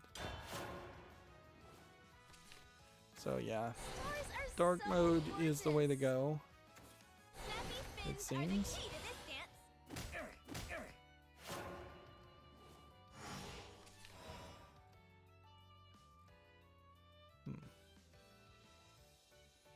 And then maybe I'll figure out some way to adjust it better. But yeah, dark mode definitely looks better than the white mode, even though there is a slight gray background actually being used compared to just full black on the edges. The idea that E3 can never really die is fine if you want to believe that. I mean, I'm not gonna argue with somebody. Like, at a certain point that gets down to almost a religious argument of, well, like, what do you mean by dying or something ending, or can anything really die if it's something you're enthusiastic about? Let's get this concert rolling. Here we have a game on Steam called Jack Sprout, which looks like a low effort Stardew Valley / RPG game. $9.99, English only.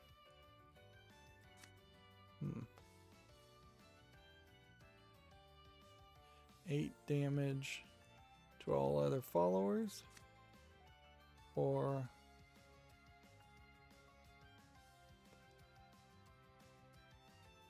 -2, -2, or just storm.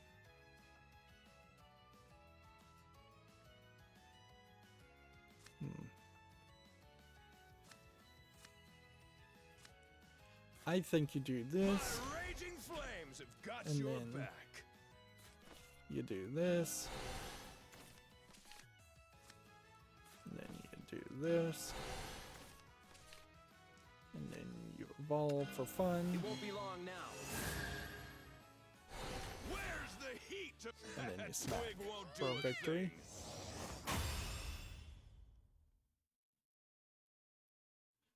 Here we have a game on Steam called Gimmick the Chaos Dimension, I which only looks like did it's what I a had to.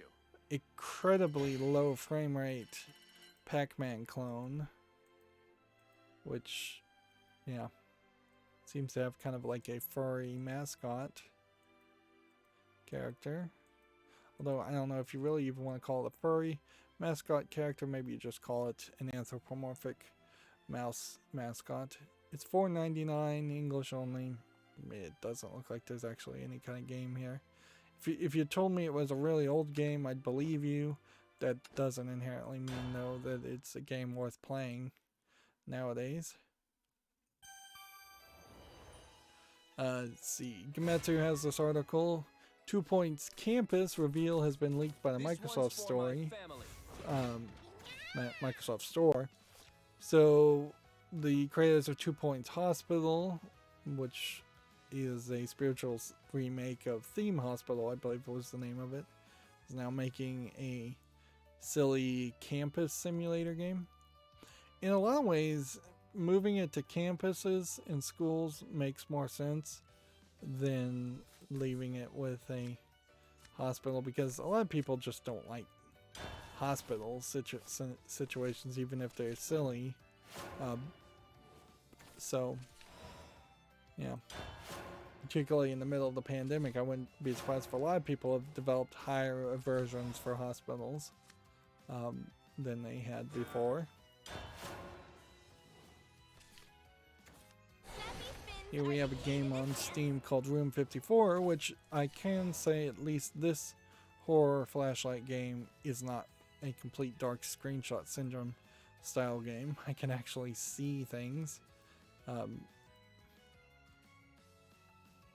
Which, yeah, the brightness needs to just be cranked up in a lot of screenshots.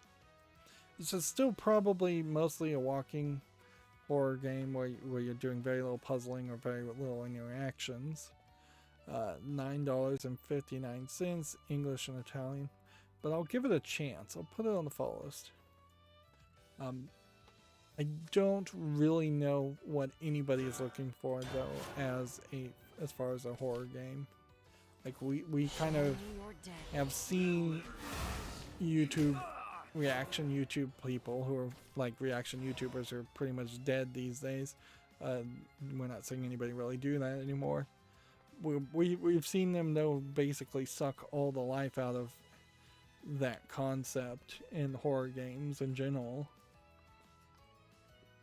So it would be fairly ridiculous in 2021 to try and cover a game like Five Nights at Freddy's and or anything like that. Draw 2 cards.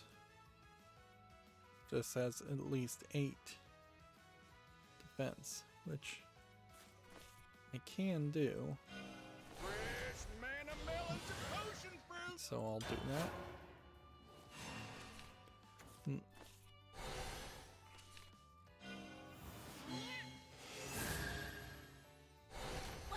Next, we have a game on Steam here called Chicken, which literally is just 2 cars playing chicken crashing into each other with low polygon graphics. $14.99 English only. That is way too expensive for that concept. Although not the worst concept as far as maybe a mini game in something like GTA. Like that would make sense. But that's not really what I think people are looking for. What a wonderfully cruel world. Next, we have a game on Steam called Frog Fighters, which, yeah, looks like nothing. That's a flip aerial fighting game. Free to play online PvP. Okay. Let's crank this up. Give birth to a new world. The void, it beckons me. Designs are like unhatched dragon eggs.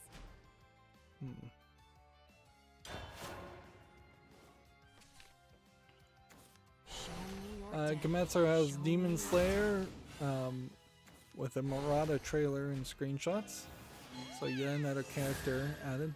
Demon Slayer is on Netflix, so at a certain point, I probably could convince myself to use games based on animes as an excuse to watch those animes. I'm kind of doing that in the opposite direction, so it would make some sense to go in the other way too. I was particularly bored at a point, and I started watching far too much of the awful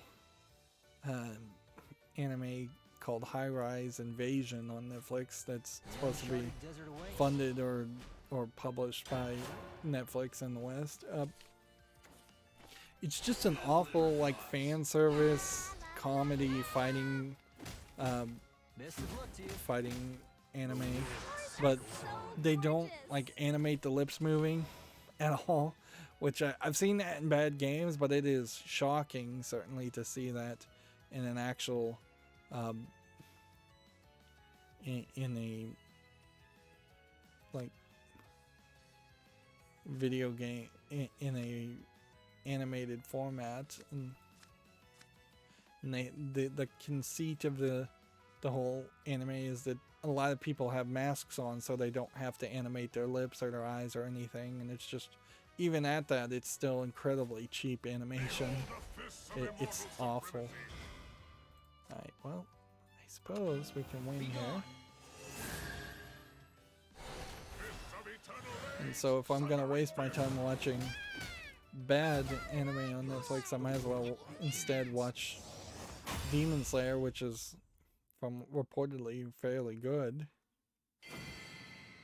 And it's not like there are that many games that come out based on anime anyways.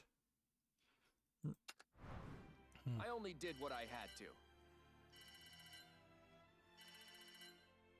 See, we've now gotten the victories we needed. And we've got another reward. So, yeah. Less than 2,000 points and we'll have all the rewards and we won't have any reason to play the single player anymore. And honestly, it's not worth your time to even begin to care about so runecraft or bloodcraft now. To even begin to care about the quests, because all the quests do would potentially save you some time if you could get them done on the first try, but they waste your time any other way. And trying to do the gold pina colada is pointless also. So runecraft. This is Havencraft, which means this has to be runecraft. We'll see if that works. And see, this is weird as far as the Destructor article. Here's Virtua Fighters 5's Ultimate Showdowns roster and all their boxy glory, retro glory, which is basically to say they took all of the characters that have been listed on the roster and pulled up the original low polygon way they would have been depicted on either the PlayStation 1 or the Dreamcast, which if this is PlayStation 1 Dreamcast era graphics, it's not that bad, really. I've seen way worse on modern low effort games, and this was extremely high effort during the time. The hardware could barely push this many polygons. If anything, this highlights them trying to move to 3D far too early, but 3D would have never improved and become doable if somebody hadn't pushed the limits and stumbled on the first attempt. And it would really be weird, certainly, if nobody ever developed 3D technology and we were still playing pixely 2D animation or highly hand-drawn animation. The main problem here is more the texturing than the polygon count, because I could imagine you could cheat a game and have this low polygon count if you could put more nicely animated hand-drawn animation with more shading and coloring. But you can see in this here, like every polygon basically has one solid color on it, and there's probably no actual cameras that are lighting the area. There's no sun that reflects off of it or anything like that. So things are just bright because they have been drawn as a brighter shade of that color, no matter the scenario or the outside. And of course, there's no hair physics or anything like that. But that is an example of, is that informative? Like, I mean, it's an interesting thing to point out. They failed miserably in this Destructoid article, though, to compare it to the new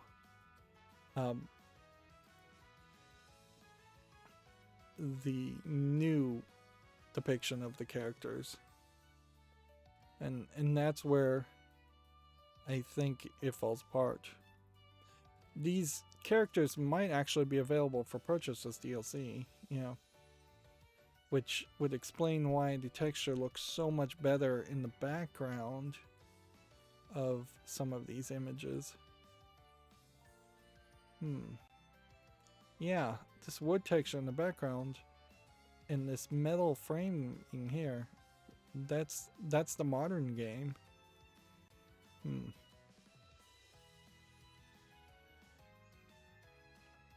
Well, I guess that's an interesting thing to do with DLC in a fighting game, is just let you play as the characters as they looked instead of the way they do look now. Let's see if this trailer shows it better.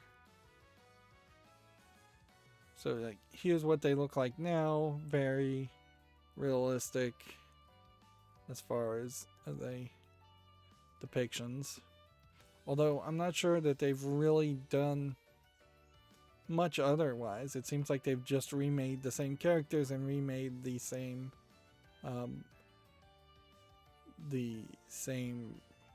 like platforms. So it's kind of just a remaster of Virtua Fighter 5 instead of saying, hey, let's move on to a newer game or new characters.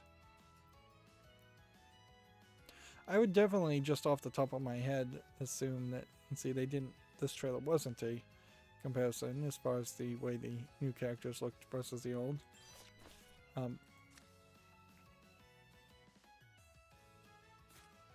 glimpse into the future is only the beginning. I would, like, definitely off the top of my head say Virtual Fighter is in the third spot at highest as far as serialized fighting games. I'm have very little interest in it being the next big, or it being the one fighting game I play. I am beyond prophecy. Not sure which fighting game I would want to play, if any, but... The real practice begins. And then you have a Destructoid article here, and this is part of the thing, is that I very well may just not click on the articles and only click on the news from Destructoid, or, you know, skip it completely. Dragon Quest at 35, what are your memories of this legendary series? Well, I've never played any of them. Seems like this is an article that is just linking back to other links of other articles, or just asking for a comment. Interesting. Just kind of trolling for commentary.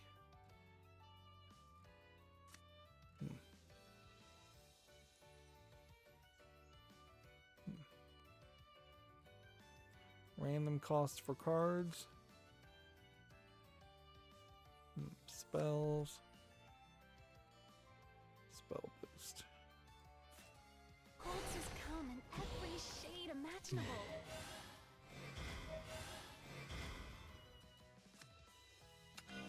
Mana, come forth. Oh my gosh, so wow. Go ahead and kill that. You've gotta be kidding. So yeah, I could see a lot of wasting time. Certainly opening links to things that aren't really articles, but honestly there definitely needs to be a come to Jesus moment to realize I was never really reading the articles from TechRaptor. I never had time for it. Most people don't have time for it. Very often I would just say, yeah, if this interests you, go read the article.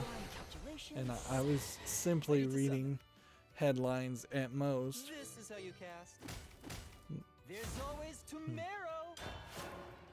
Yeah, I probably lost there. Wait, how did I lose? So Runecraft is probably not suited well to win. So let's try Bloodcraft instead.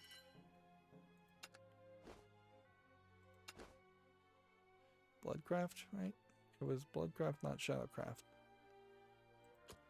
Let's double check.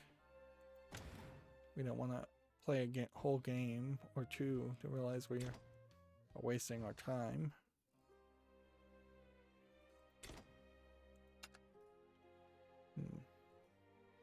Bloodcraft. Bloodcraft and Runecraft.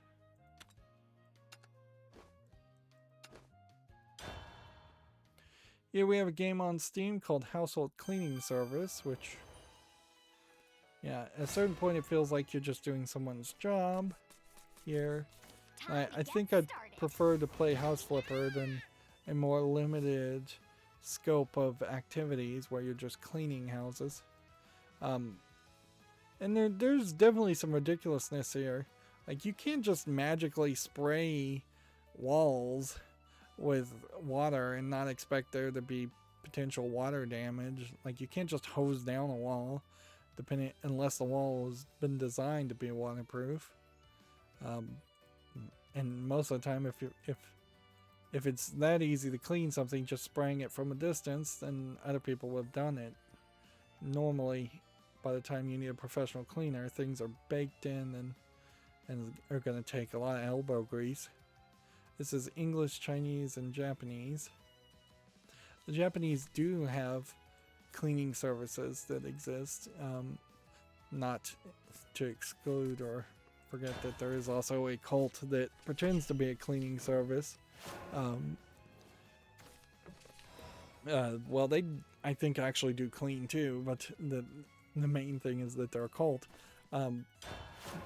But yeah, a lot of elderly Japanese people who have the Japanese mentality in which everything must be almost immaculately clean do exist and can't clean themselves.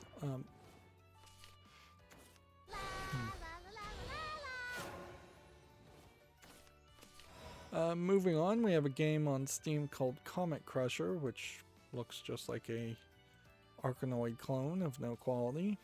$2.99, English full audio. So we can play that easily. Here we have a game on Steam called Farmer's Fairy Tale, which looks visually polished quite a bit in this trailer.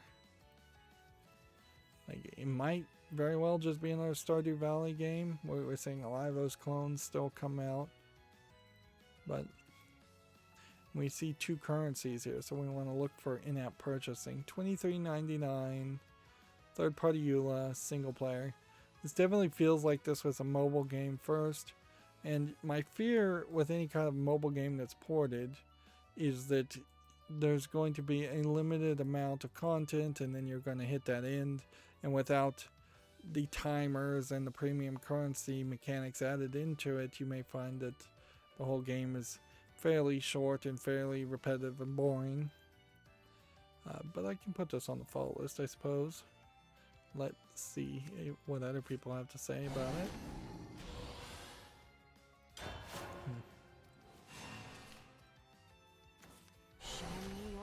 Let's see.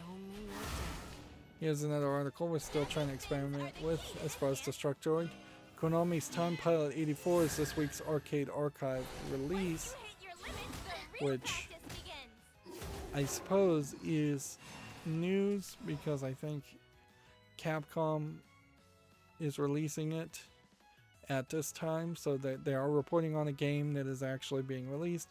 This is not a case of someone saying, hey, we've got this weekly blog where we go back and talk about old games, even though there's no relevancy around it. There is relevancy around a new release of an old game. There's not relevancy about talking about an old game just because you want to talk about an old game.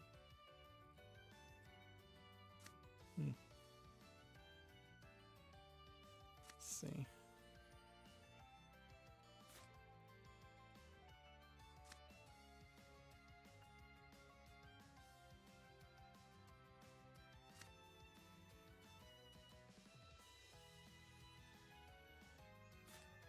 You must make the first move.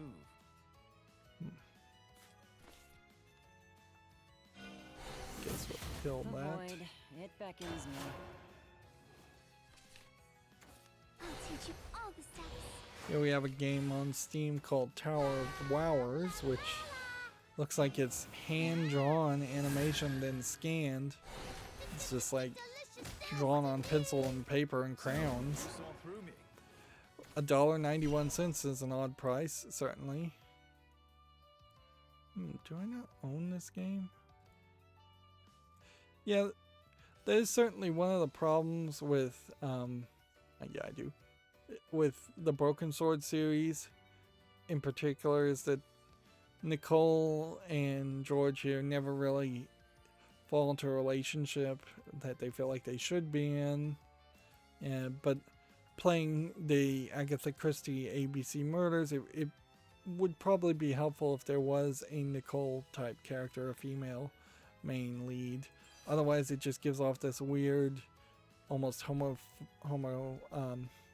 sexual overtones between Hastings and Poirot, which honestly would be more interesting if they embraced that idea too. Otherwise, Poirot comes off as an oddball character who seems to have no friends or family and seems to be solving murders just because he has OCD or autism, and that's it. I can't sing another note. I really don't understand the character of Poirot. That's a major part of it. And Hastings is not playing off as a good character to explain Poirot more. Whereas Watson, I think, in the books at least, did a better job of explaining Sherlock Holmes, in particular in the early stories. And it definitely feels like Poirot just has no emotional intelligence at all, which wouldn't have been a thing that people really respected or even thought existed, I'm sure, but... Wingless child, let the heavens be your shepherd. Let's see. How That short-sighted. and that. Interesting. I'll teach you all So yeah, it definitely feels like Poirot just insults everybody he interviews and 1, 2, 3. causes conflict that he could have more negotiated around and avoided. Here we have a game on Steam called Silent Woods: The Cleansed, and you have these like glowing worms and black and white characters. This feels very visually like the game Limbo, but it seems like you're more just kind of frustration platforming and picking up boxes and putting them on switches and avoiding spikes and daggers. It just doesn't have the same gameplay style as Limbo. It's $7.99, English only. I just don't see enough here to make me think this actually is a good game. Let's see, this can attack twice. Can I do anything to increase the attack of this character?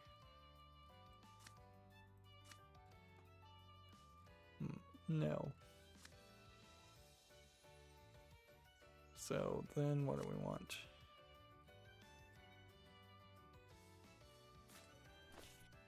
Guess you could just kill that. Actually, I didn't need to do that at all. I could have just attacked twice.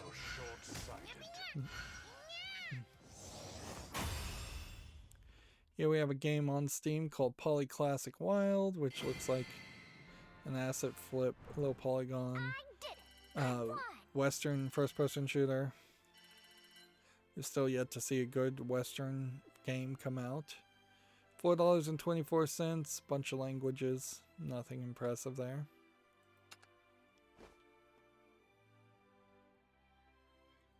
Let's see, Gamatsu has Super Zangurua. Zangura? Suppose is how you pronounce that. Zangura. For Switch, launches June 10th in Japan. It was for the PS4 and Vita versions. Well, those are still in certification. So what kind of game is this? Is this a Toho Bullet Hell shooter? Looks to me kind of a more like a platformer type Toho game.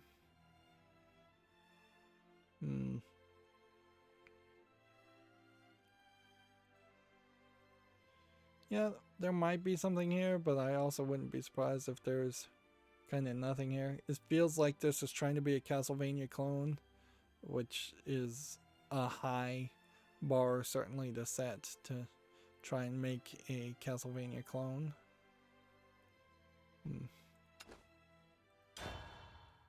But yeah, there's also, I suppose, only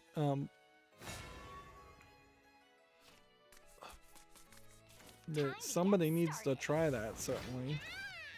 Somebody needs to give it the old college try to make a Castlevania clone. Although we've kind of already had Bloodstained. And maybe Bloodstained is the spiritual successor enough of Castlevania that there's no reason to try and compete in that Metroidvania style of games, since there's already several other more Metroidvania focused games. Instead of trying to make something that feels like a direct ripoff of Castlevania.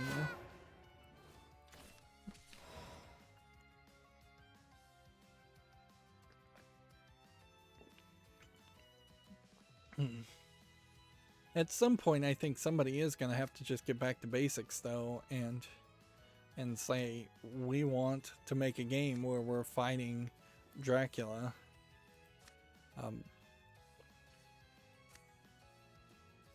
Instead of dancing around it and trying to make something slightly different.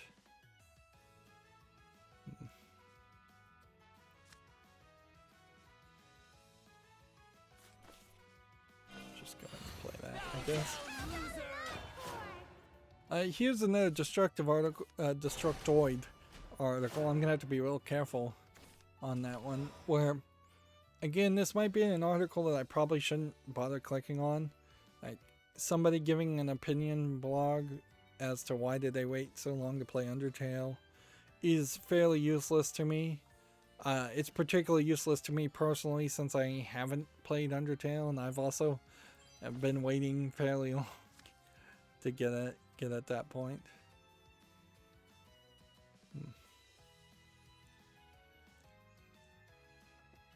Like, that's not super surprising that I imagine there's a lot of people that are still working on their backlogs and haven't played games like Undertale. Even though it's been a darling of the mainstream video game media for years. There is also, I suppose, a danger that Undertale is just getting promoted again when it doesn't really deserve or have any reason to be promoted at the moment because it's a critical darling.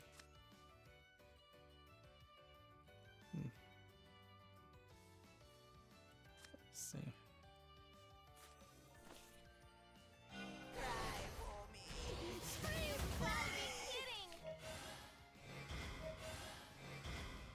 Suppose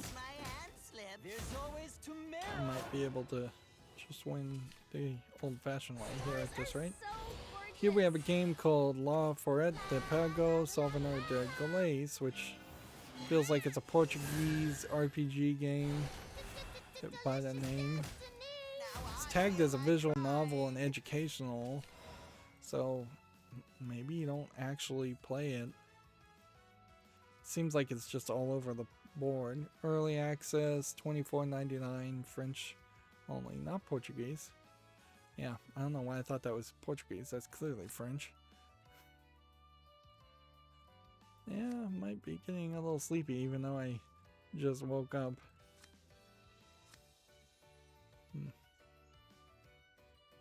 Can't be attacked, so if I was to power this one out and then do this. Time to tidy things up.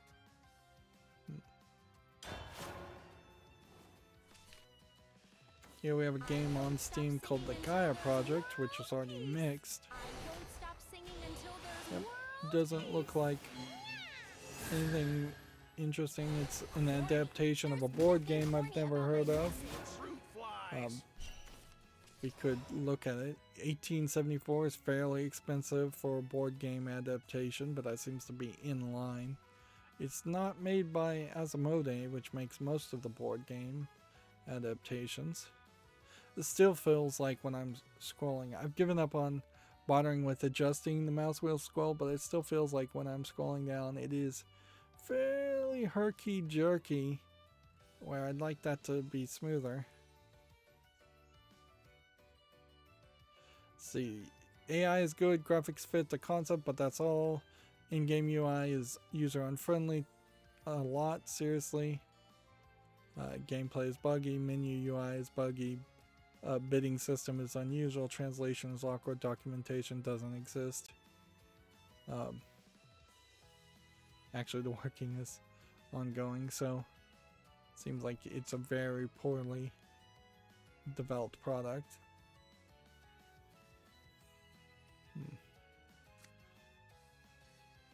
So if I put this on the field, am I ready for that? 2. I think I pretty much just have to rush here. Promises.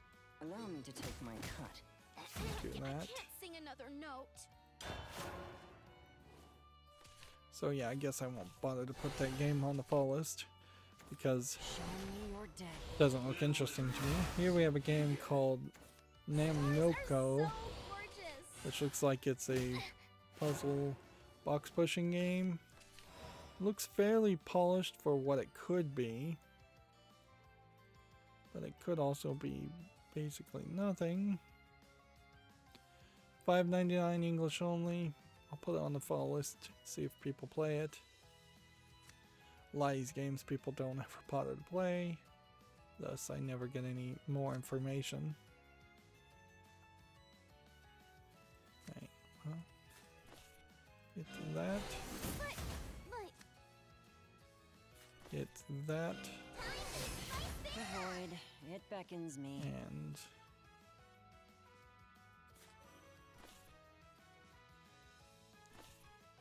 hit that. you're meant to be. Go! Go! Crazy, crazy, crazy! Hit that. I can't Allow sing me to another take note. my That. Next turn we should be able to win. Let's get this concert rolling.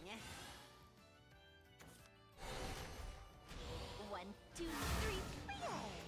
Attention, everyone! I need to borrow your bones. Now I'm looking at Lego. This has nothing to do with video games, but they're coming out with a Lego City Center, which the Lego City Center that happened last year gave a wonderful collection of 5 separate things that you could do separately. So you could hand one set to one kid, one set to another kid, and you could all build your own separate Lego together in the same room without having to fight over the instruction and the pieces. Now, since then, they've introduced the new road plate system. So now it's coming with road plates, which it looks like it's probably coming with the same number of road plates you would have gotten buying them separately, but maybe not the same amount of decorations that also came with the road plate sets, because it does come with several stop signs, speed limit signs, things like that. So I think this city center is a decent offering. From the looks of it, $100, and Lego is very expensive, but I believe this is also the city center that was going to include a thief's hangout with a giant piece of dynamite, and there was a big controversy in which Lego said, we are not comfortable with violence in our game, in our sets, so they've opted to not include that, and they just canceled it and removed it, which is fine. Like, it's a kid's toy. I'm not gonna. I think it's fairly ridiculous to be upset with Lego in any way, because you're going in. You should go into Lego knowing that they're ripping you off. I mean, you totally should realize that, yeah, you're getting ripped off big time for pieces of plastic that you're paying 10 cents per piece of plastic that probably costs less than a hundredth of a cent to make. But you get a decent kind of premium product with Lego compared to buying other toys, which just don't have that name recognition. And we'll see if they really hold their value as far as collectors are interested.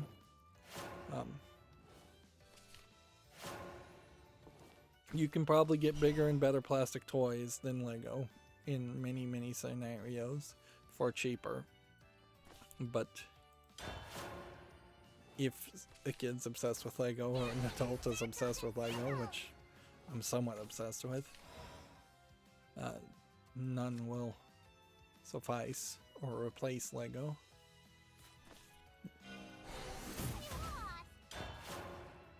Let's see. Here we have a game on Steam called Quarantine Run, which just looks like a low effort infinite runner.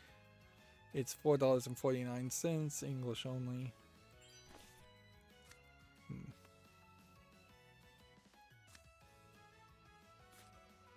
Just gonna play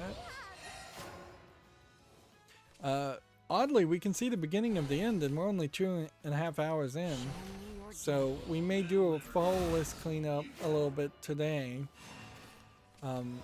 Although we may just be on the cusp of saving time on Mondays in particular, because there may be not that much to talk about. It could have been more than I realized it, a factor where TechRaptor was putting out a lot of articles over the weekend, whereas Gematsu and Gamasutra basically never put out anything on the weekend.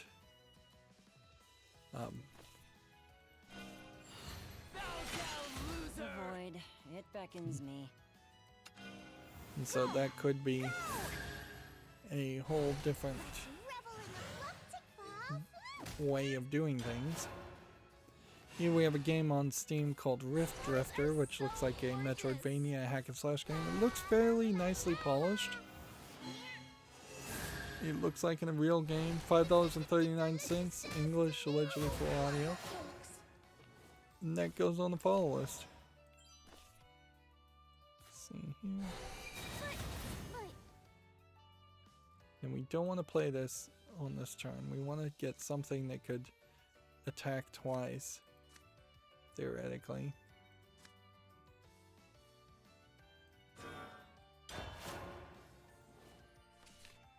Let's see. Show me your death. Attention, everyone! I need to borrow your bow. Attention, everyone!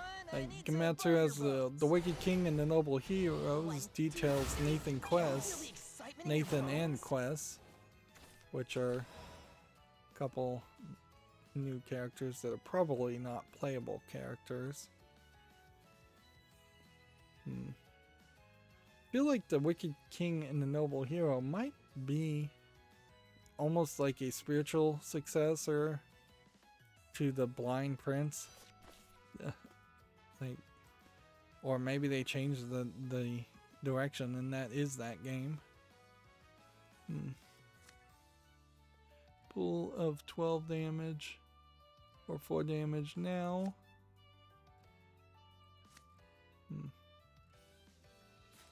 Just gonna go ahead and do this. It's always too narrow.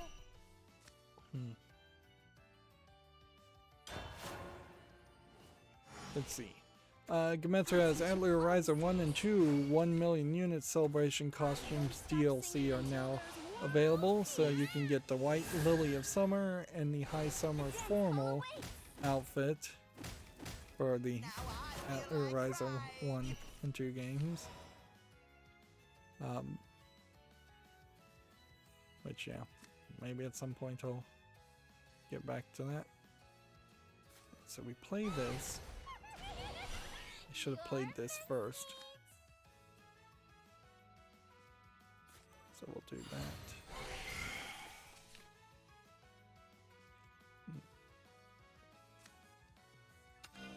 Hey, check this out.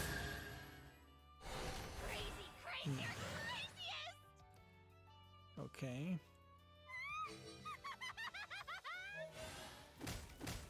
I can't sing another note. 1, 2, 3, play! La, la, la, la, la.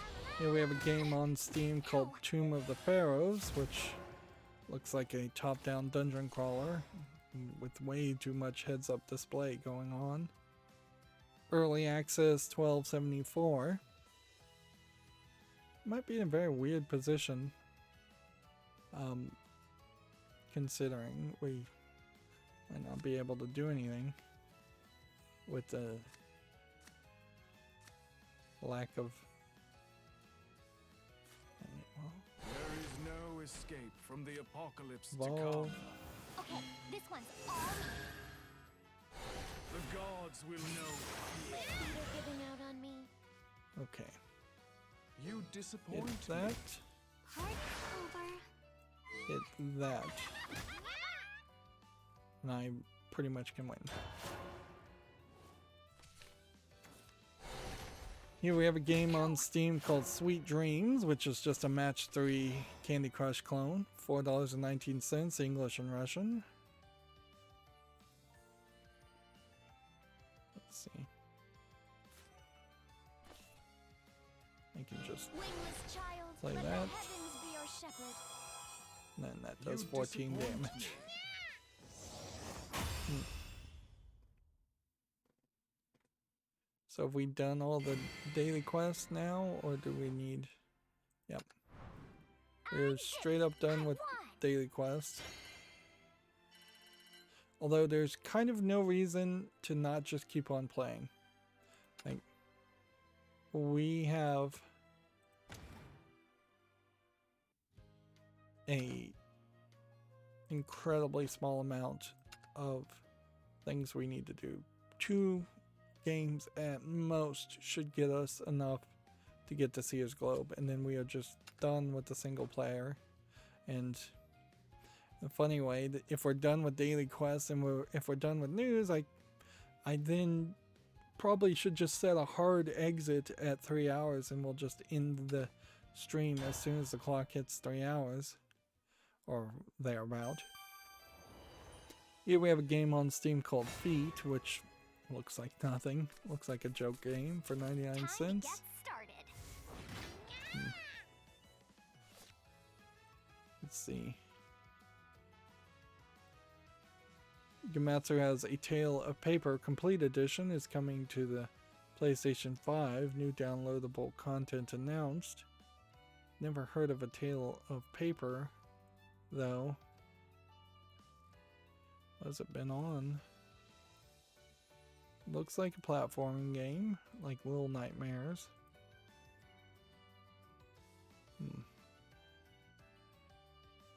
This has been on before.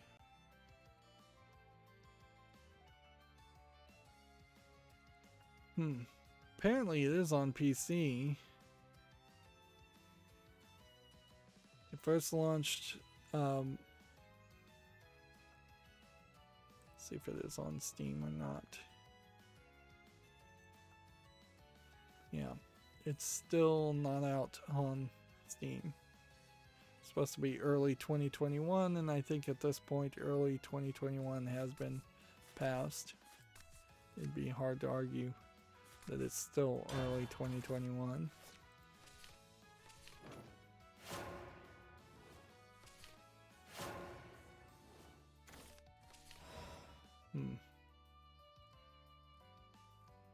And Gamatsu's dark mode. It's funny, like most of these websites do have dark modes, but whether or not the sides and the background is programmed in the HTML or the CSS correctly heavily determines whether or not a site has a white background and makes sense or doesn't. So for like Gamatsu here, it has white bars on the side instead of black, and so if I turn on dark mode, it will make this gray part black, but then you still just have white bars. Gamatsu has an article here. A dual stick shooter, Clyde the Snail, for PS4 and PS5 launches in 2021.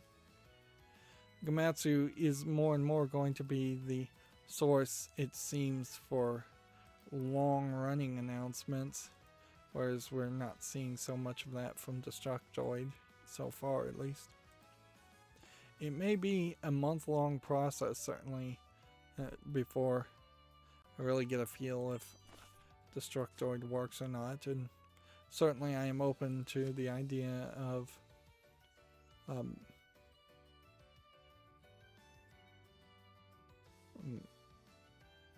trying a different website instead, or in addition to Destructoid. Maybe in addition might be the better way. I should have been trying other websites, certainly, for a long time, and I've just not been around it or interested in it. I guess that open world sale is over because this game was on sale for the open world sale, but now it's back to its regular price. Yep.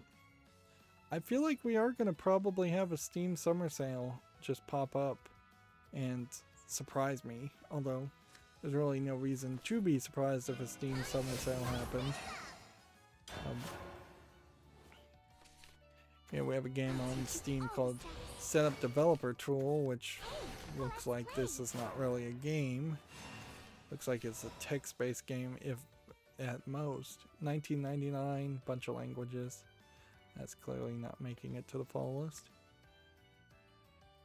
Can we do anything?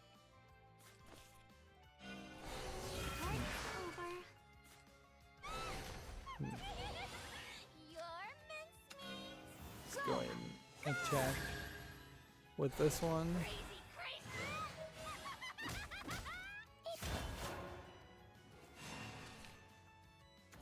Show me your death. Let's see. According to Minecraft.net, the Caves and Cliffs Part 1 has a release date. What's funny is that this is coming both to the Bedrock and the JavaScript edition at the same times.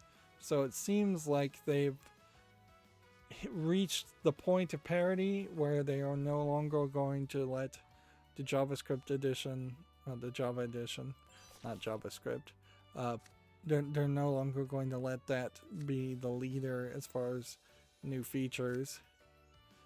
Clearly, they want you to move to the Bedrock edition,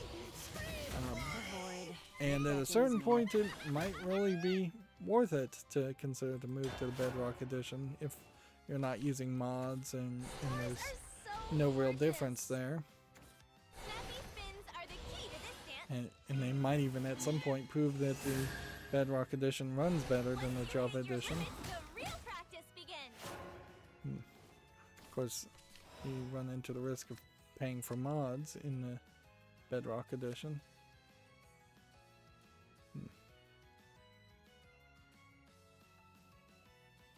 Let's see. Bane. You must make the first move. 3. Kill him. Like that.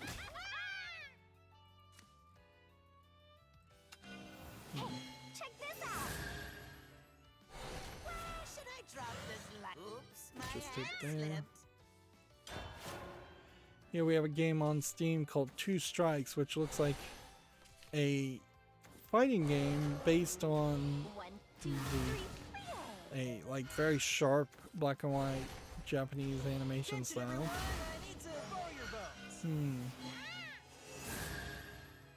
Let's see, early access, $10.99, single player.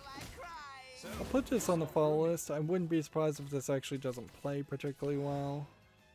That would be my suspicion as far as the other shoe dropping, is that there's a lot of jankiness to it. This might just be an incredibly short game too. For $10.99. Like if this is 2 hours of entertainment, that would be fairly short. Go ahead and take the victory.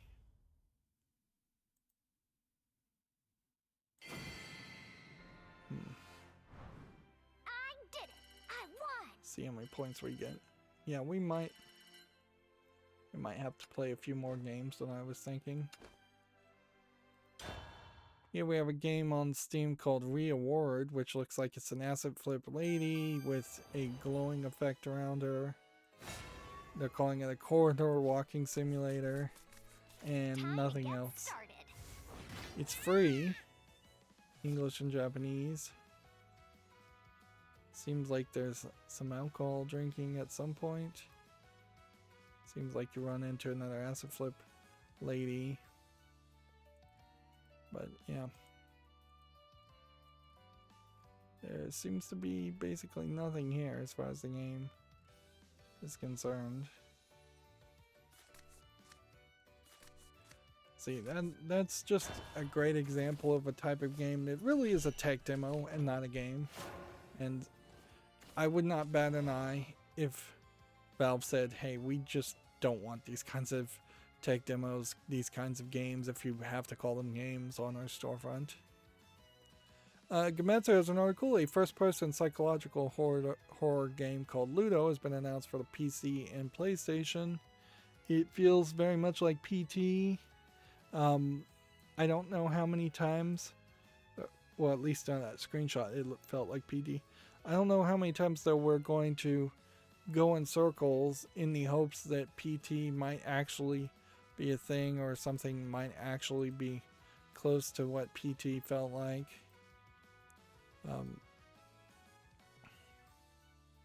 It's like we've seen several games try and then never come out to have that same feeling. I think the hallway is the stumbling block at this point more than the smart move, whereas you could easily make other kinds of horror games that had hyper-realistic graphics and then potentially interesting premise, and that would be fine. Although the main factor certainly about PT is the fact that it was supposed to be a teaser for Silent Hills, and there was that huge fandom of Silent Hill as a series. But honestly, you could take the idea of a person being taken to a weird world that is affected by the main character's own guilt, and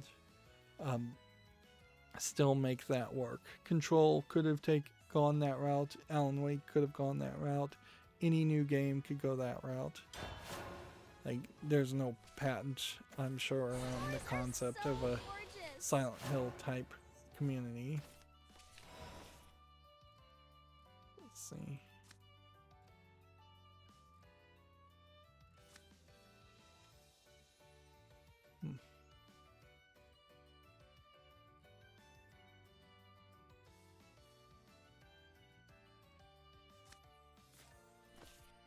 Interesting. I'm gonna pop this guy up and see if we can do something.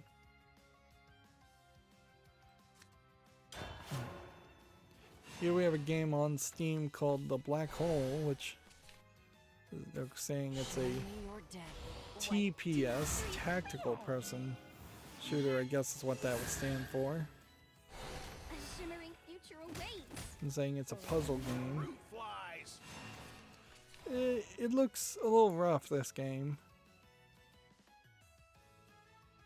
But maybe I'd give it a chance. Visuals definitely look rough. I'd probably give this game more of a chance if it told me it was early access. It's $19.99. I'd like to see some reviews on this, although I'm pretty well convinced I wouldn't want to play it.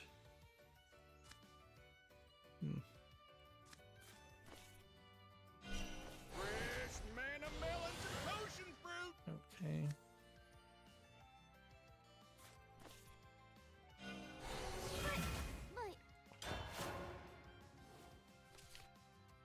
I'll teach you all the steps. Let's see. Hey, hello, hey. How do we want to fix this? The dance hall awaits. Ow. Fruit flies.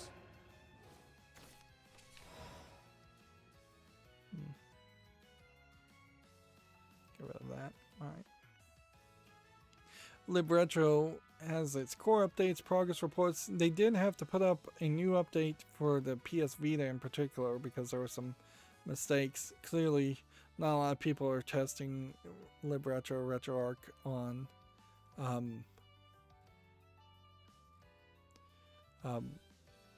the Vita. At one point, I felt like the Vita might be a good emulation system. Each of these cores has a list here of things they've updated. You can pretty much just read them yourself. I don't think that there's a great reason to go through every single update. These constantly are getting updated. What would be interesting is if there was an overall announcement of like a new emulator, or the fact that maybe one of the emulators has taken on a lot more games. For instance, the ScumVM emulator is working towards supporting a lot more games in its beta. I don't think it's quite at that point though. Do not seek what is not You must there. make the first move.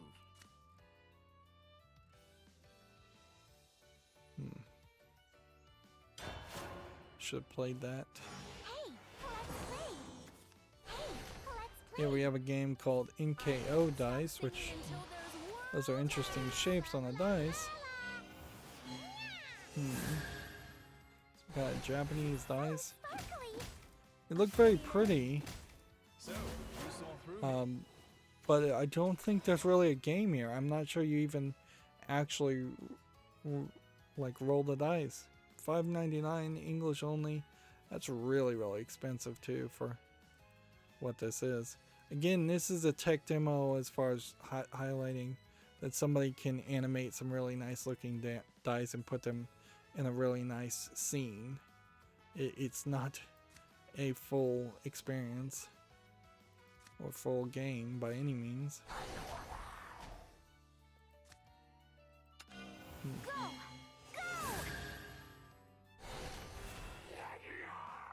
See.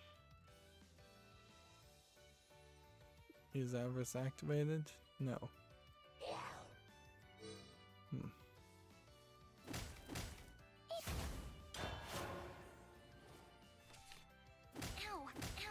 Let's see.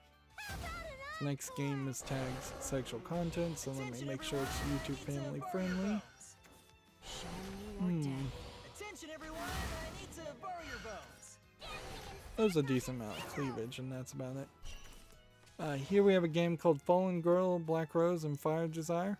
It's been a little bit of a while since we've seen one of these anime-style adult games on Steam, so I guess we can reset the clock and say we've seen it. I would say this animation style actually looks pretty good too. It's 87% positive. It's 1247 English and Chinese. And typically I'm not expecting Chinese games to actually have nudity in them.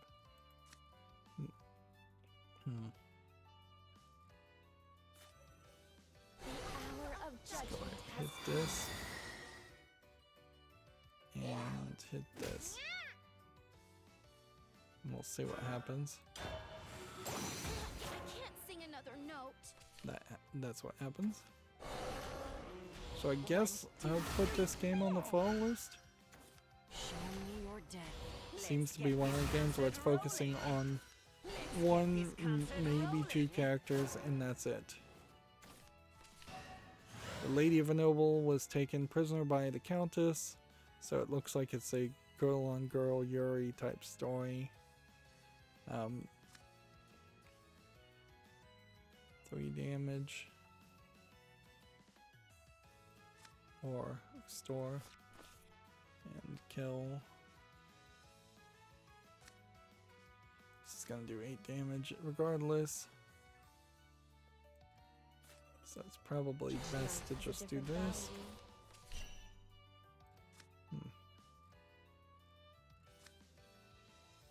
I was too weak. Go ahead and attack there.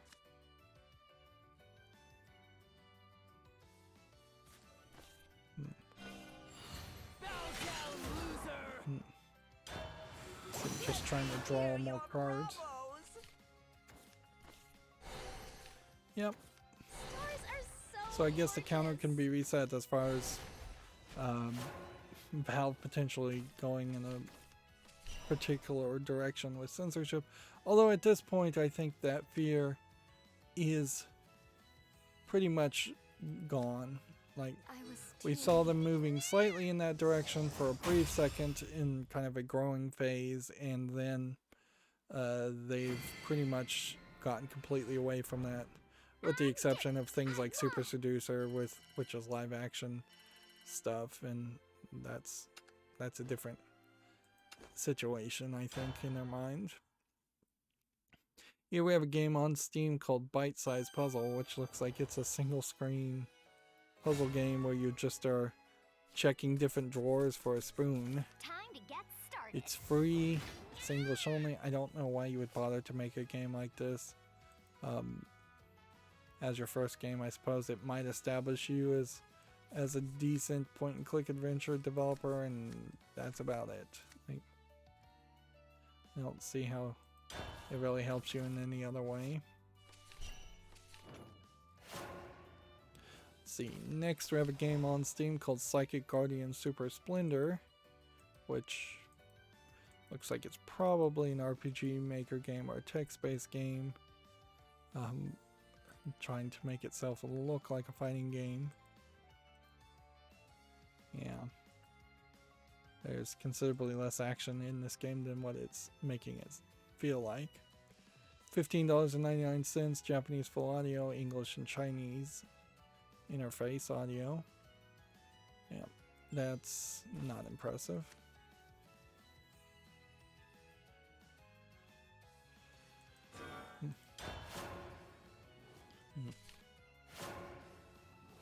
Next, we have a game on Steam called Bullet Shot, which seems like you pause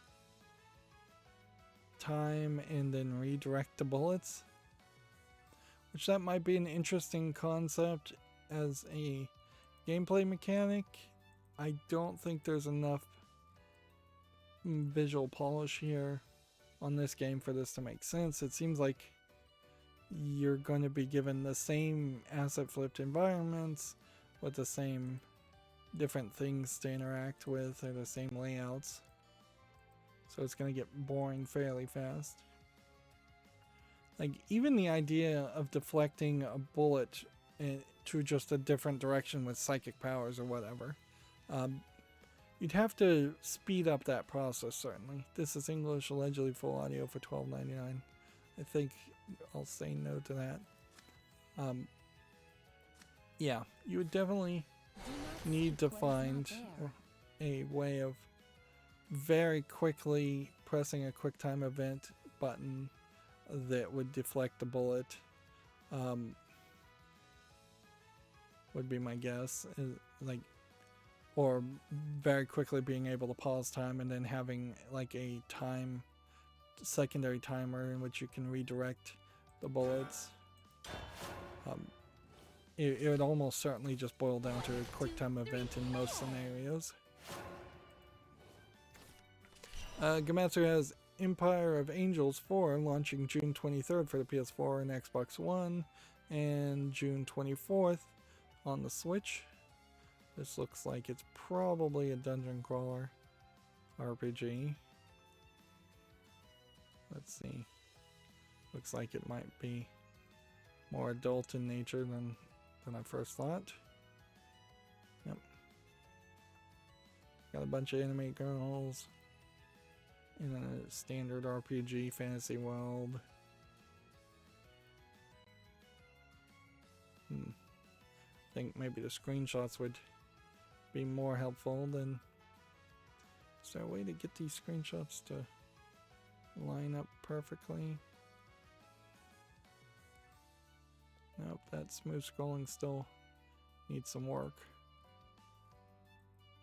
Yeah, it seems to me like it's a tactical placement RPG with chibi characters, and so yeah, seems fairly deceptive in what it's trailer depicts versus what the actual screenshots seem to indicate the game is. You've been chosen. Let's go ahead and that turn. Here we have a game on Steam called Fly Corp, which looks like a transport network management system. There almost might be an argument for something like this. $4.99, allegedly full audio in every language it supports. I'm gonna give this one a chance. This also could be incredibly boring because you're basically just doing somebody's job, but it's kind of a unique job, so it's got that going for it. Let's see if we can pull this off. Yeah. Take only what is necessary. So you want to play the Unselfish Grace early so that when it ends it will summon that character for free. Here we have a game on Steam called Hallucination that I suspect is a Chinese visual novel. Yep. There's nothing corny about Maybe with some my message. RPG elements. $8.49 Chinese only. Yep. That's what I figured. Let's see. We want to play this.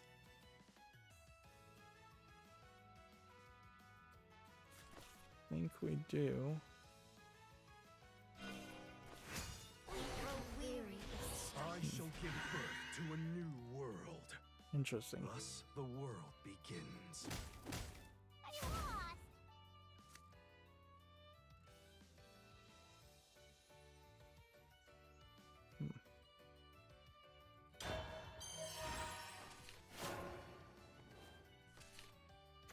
Stars are so Next we have a game on Steam. Sorry, I'm getting quiet at certain points. I've just started doing that a lot more.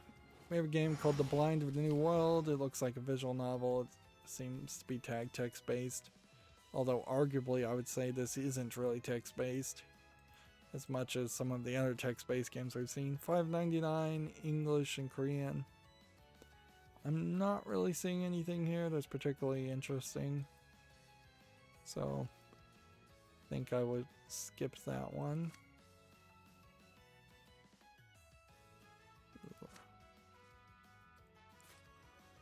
Do 2 damage I can't sing another note. and 3 damage in the turn. Here we have a game called Airy Calm Mind, which I feel like we'd already seen this game, so maybe it came out of early access. It's positive, but it's still early access. English full audio. I'll put it on the fall list, I suppose, and we'll see what happens. Okay. Vows, promises of pox. Allow me to take my Go cut. ahead and hit that. But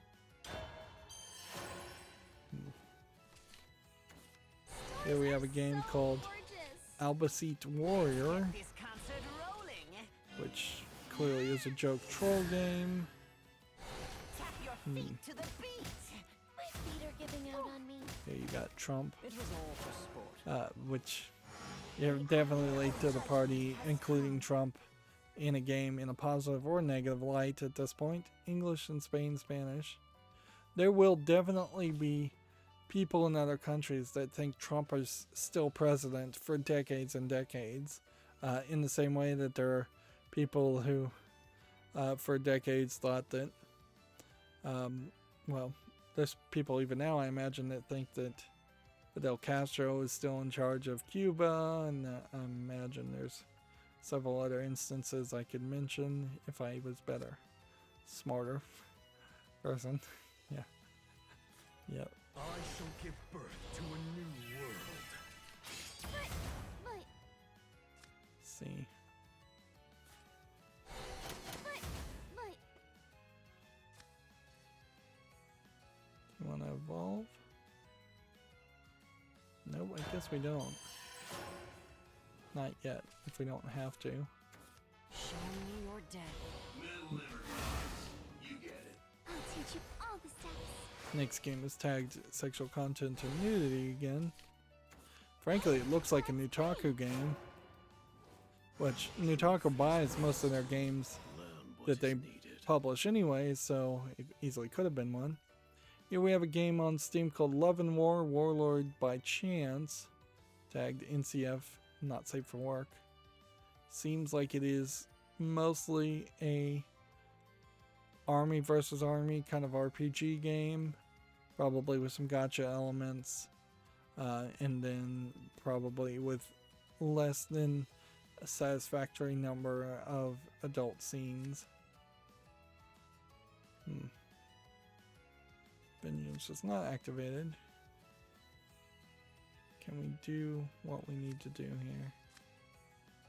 If I evolve that...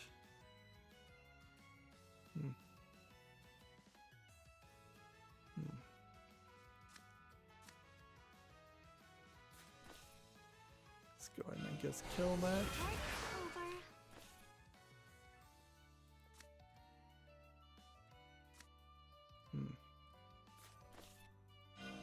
And kill that. Avoid. It beckons me. And then just attack here Not interfere. and attack here. We'll just end the turn.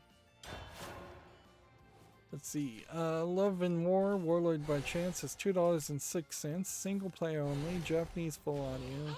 No in-app purchases, which is interesting. And in a funny way, this is a game that I kind of want to put on the fall list because I see that it is rated very positive here, 83% positive. Though people are finding either the adult content or the video game content more interesting than a lot of the visual novel games that are kind of dull and linear. At least that would be my guess. Do not interfere. We might be seeing the beginning of a higher class, a higher standard, a higher quality of adult games coming to Steam that might at some point push out the lower quality games. Let's see, one more victory and we should be done. So much for setting a 3-hour hard out, though. We're already past 3 hours. I thought we'd be done a lot quicker.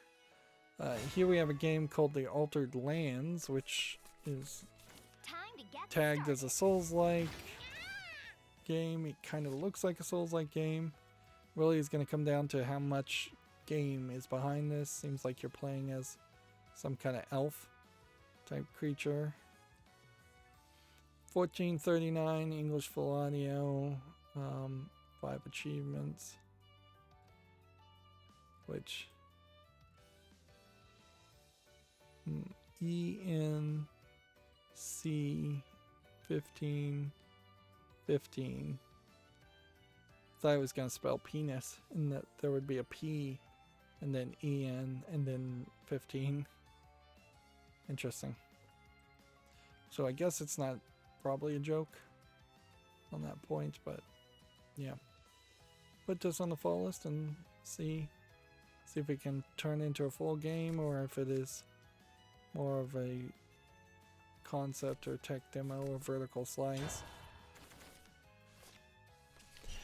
The way she is presented here in this cutscene, this elf creature, is way more interesting than the hooded way she's depicted elsewhere. There's also some kind of jankiness, I would say, right here, where you're just moving around, and it's trying to show that it has a day-night cycle, but it's doing, instead of revealing that, it makes it look like it just has a janky animation cycle because it's been sped up. Here we have a game on Steam called The Company Man, which looks like it's a platformer beat-em-up game with a decent amount of polish. And there might be something nostalgic around beating up all your co-workers. $15.99 in a fictional setting. And when they're turned into monsters. English full audio, third party EULA is a little weird. That's a fairly expensive price too. But we can see it's 93% positive so far. So it might be enjoyable enough that, you know, it's worth the price. Gamatsu has Tales of Arise with new trailers and screenshots of characters. If that interests any of the Tales fans out there, I'll leave you to check that out. Feel my fury. Let's see. Here we have a game called Long Ago, a puzzle tale, which looks like it's a box puzzle or ball rolling puzzle mini game collection. $8.99 English full audio. It's got some nice visual polish to it. It's got a double currency, so it probably was a cell phone game originally. It may not have that many levels, and that's where this really will succeed or fail, is just how many levels. 80 levels plus 30 variations is a somewhat low amount for $8.99. Yeah.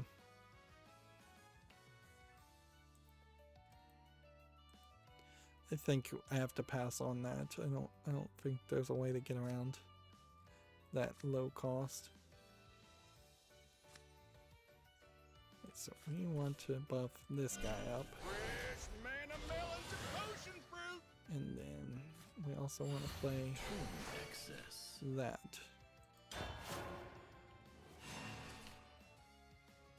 Let's see.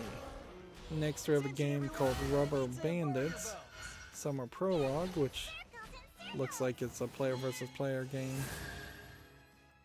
I don't know why more of these games don't just straight up steal the Mario Party concept and have a board game on top of their collection of mini games. That obviously should be done to make a game feel like it will last longer. English full audio. Even if the truth is nobody really wants to play the board game part and people do just want to play the party games. You've already got competition that you need to consider in a Mario Party style clone. It looks like I'm up. Here we have a game on Steam called Temple of Hue, which looks like nothing. Free to play, English only. Let's see, here we have a game called Asheron Souls, which looks like it's a mobile cross-play game maybe, but also looks incredibly boring. Maybe it's not mobile cross-play, maybe you just use your cell phones as a controller, which still it doesn't look interesting even with that idea. $13.49, third-party account, online PvP, English, Spain, Spanish.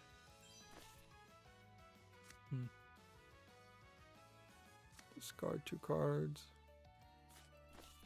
Deal 3 damage.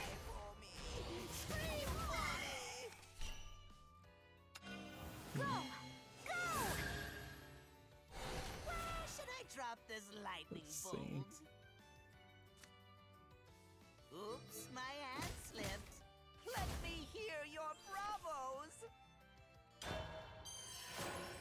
Gotta be careful, otherwise I'm gonna lose. Show me your death. Here we have a game on Steam called Boy Beats World, which Are so looks like gorgeous. nothing. $6.69, English only. Ow. Well, if I cannot win this turn, I've boned it up.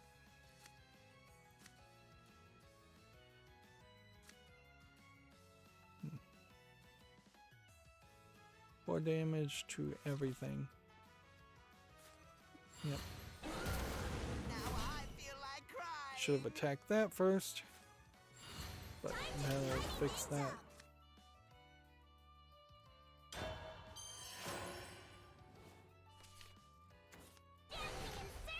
Let's see. Gamatsu has PlayStation Now, adds The Witcher 3 Wild Hunt Game of Year Edition, Virtua Fighter 5 Ultimate Showdown, Sonic games, and more in June.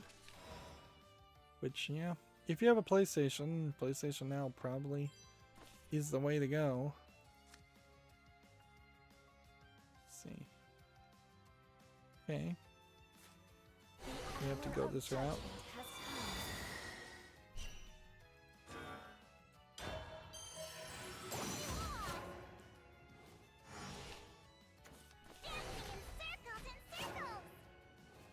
Yeah, we have a game on Steam called Peg Solitaire. I'm always looking for a Peg Solitaire that's decent. This one looks pretty bad, but you might be able to overlook the bad graphics for a low price. English, German, Japanese, and Chinese. Depends on how many variations of the game I guess it might have. I guess inherently that is also a problem with Peg Solitaire games, is that you could always make more. It's not difficult to get golf tees and pieces of cheap wood to do that. And in fact, nowadays, compared to when Peg Solitaire games might have been in their heyday, you could easily just have a laser cutter cut the size and shape of a Life's a gamble. May Hey, as well board. have fun. I was too weak. You have a good eye. Let's get this concert rolling. you need something that can survive 8 damage. Otherwise, playing cards is gonna be pretty pointless. World peace. Here we have a game on Steam, SRX the game, which looks like a racing game. $39.99, fairly expensive, but that's pretty typical with racing games. Seems like it's on dirt tracks and paved tracks, but it is more of a going in circles type game. I'll put this on the follow list and we'll see if it gets a massive following. I kind of, in this case, would almost violate my rules and say 30 is not enough positive reviews. This is single player with online PvP. I'd like to see a lot more than 30 positive reviews on that. Alright, well, if I attack here, that does 4 damage to everybody. If I attack here, that did not do 8 damage. So what can we do now? I suppose we could play this. What'll pop first? My vape? Why Do am I that. so mad? Suppose I should have evolved. So now I can't do anything else. So I'm gonna do 4 damage and then 8 damage and... Oh, it didn't. Something stopped this from doing damage. Again. Or can I do damage now? Yes. It must have been a 1-turn effect. And then we have a game on Steam here called Ghost College that looks like it's a Chinese game, kind of hand-drawn. I almost wouldn't hate the hand-drawn aspects if it didn't also seem to have some pretty bad gameplay mechanics. Like, this one scene doesn't look that bad. This one scene doesn't look that bad. But then when you start to get to kind of this scene and this, that looks pretty bad.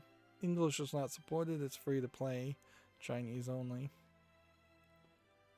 And I suppose we're done here, aren't we? Yeah. Sears Globe has been collected. Everything has been collected. I could earn more points for no reason. I could try to beat the gold pina colada for no reason. There is no reward or anything as far as if you beat this once, you get a like item like at all. If there was going to be a reward like that, they would have mentioned it. It would be an achievement, not even here, but it would be up here. And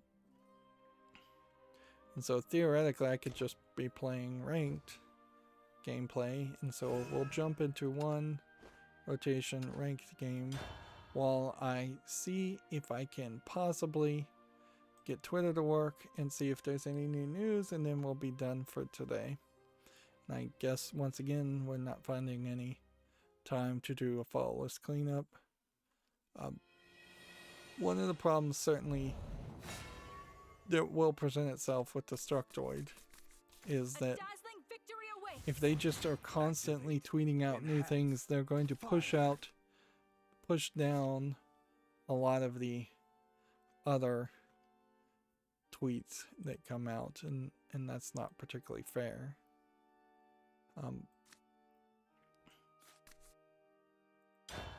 Just gonna hold on to these holy sanctuaries, and that's probably gonna be a mistake.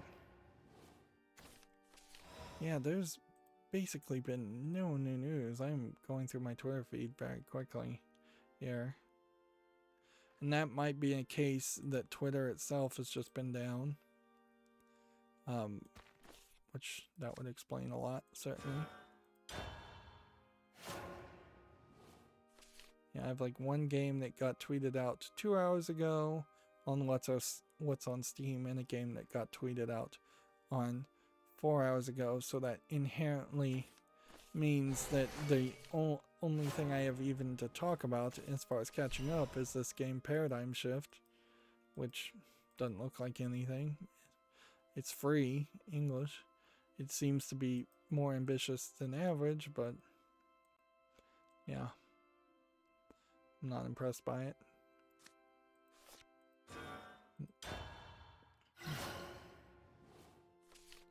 And see, at that point, that pretty much puts me at going back and looking at like Tech Raptor's Twitter feed, which I still have. Let's see if they post anything worth mentioning or what we may have missed. We have a headline that says Resident Evil Village Review. Resident Evil Village is a game for fans that of everything that has come prior. It's scary, wacky, weird, and all around brilliant. Do I need to read reviews is the question. Not sure I do.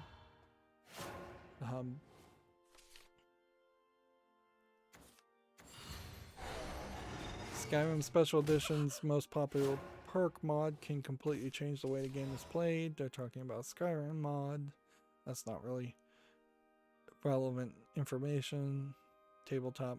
Yeah, just to get away from tabletop announcements being mixed in the mix with other kinds of articles is beneficial.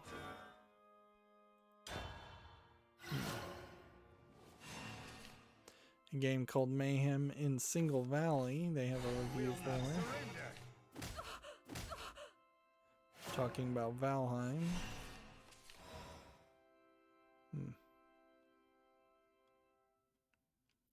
Yeah, and that's it, really.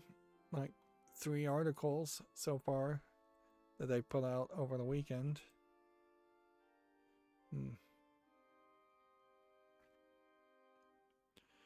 So, yeah. Play this.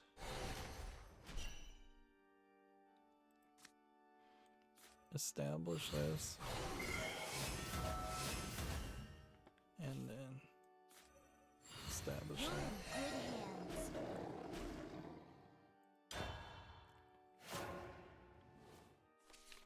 So I guess that does mean we could potentially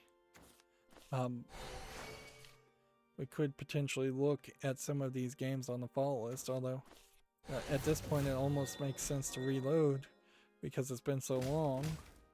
Like this one came out in February of 2020, so it's been about a year. It has 3 reviews. It requires VR.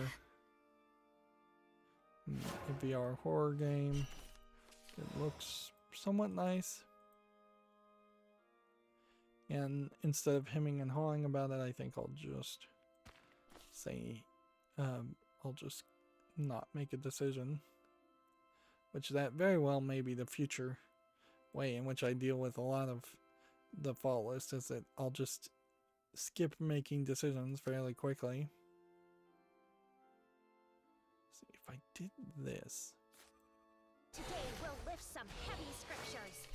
and then I did this to kill that one. I should have killed that one, but whatever, it doesn't matter.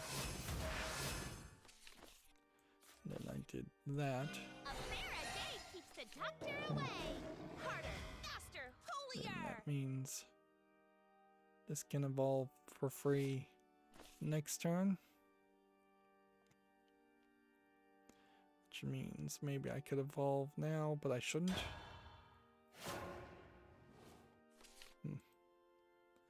Guess the other question is, was I really at the bees? Or was I over here looking at, like, Balboa the Walking Box, which And that concludes is today's too sermon. early to evaluate. Here we have one called Baby Dino Adventures, which I think we could probably lose this one. And at a certain point, if your game's not selling during the pandemic, it's just going to be forgotten, whether it's fair or not. Like, people aren't going to go back and say, boy, did I miss a whole bunch of, like, single A and double A games on that came out during the pandemic, and boy, do I have a whole bunch of money and free time now to go back and experience that. That's not realistic as far as how things are going to go. Today we'll lift some heavy scriptures.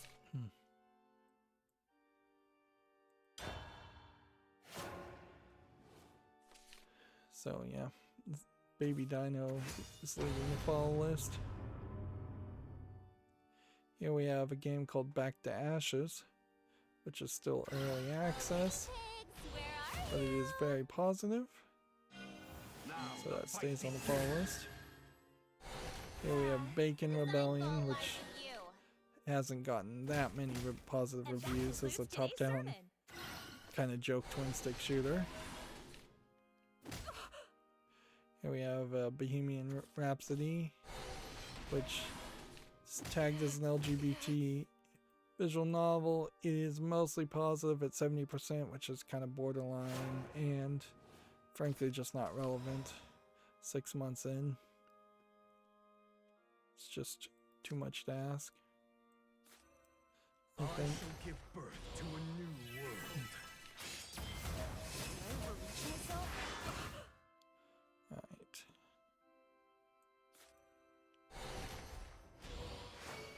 That was a mistake. But whatever. Well, A fair a day keeps the doctor away. if I hadn't played that, I would have had 2 characters instead. Here we have Baccarat Brothers, which, yeah, with only 7 reviews, 75% positive. This is just not impressive enough. Visually, it's not that impressive either. So, yep. As I try to raise the standards.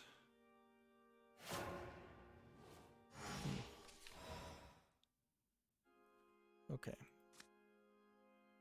This Smiles are the will best do medicine. 1 damage each turn. This will destroy that strategy.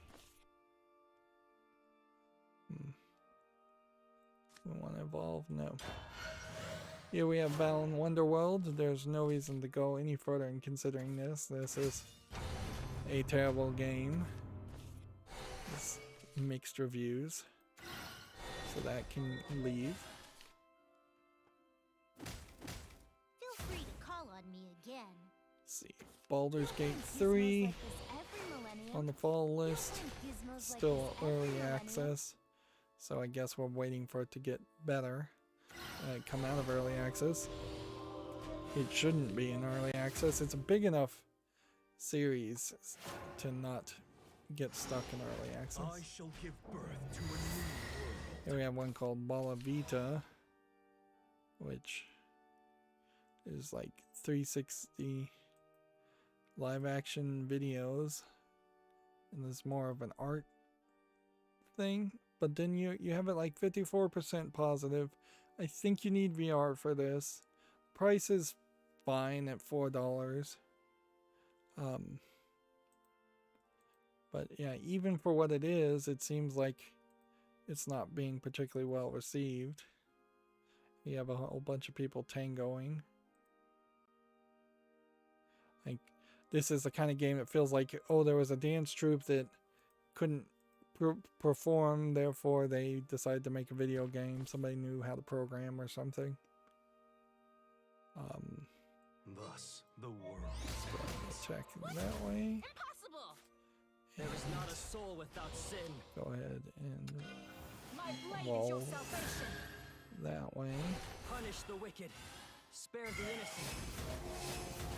And then we'll go ahead and play that. Gems guide you. And then in return.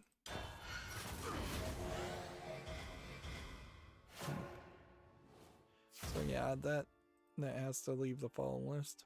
Bala Vita.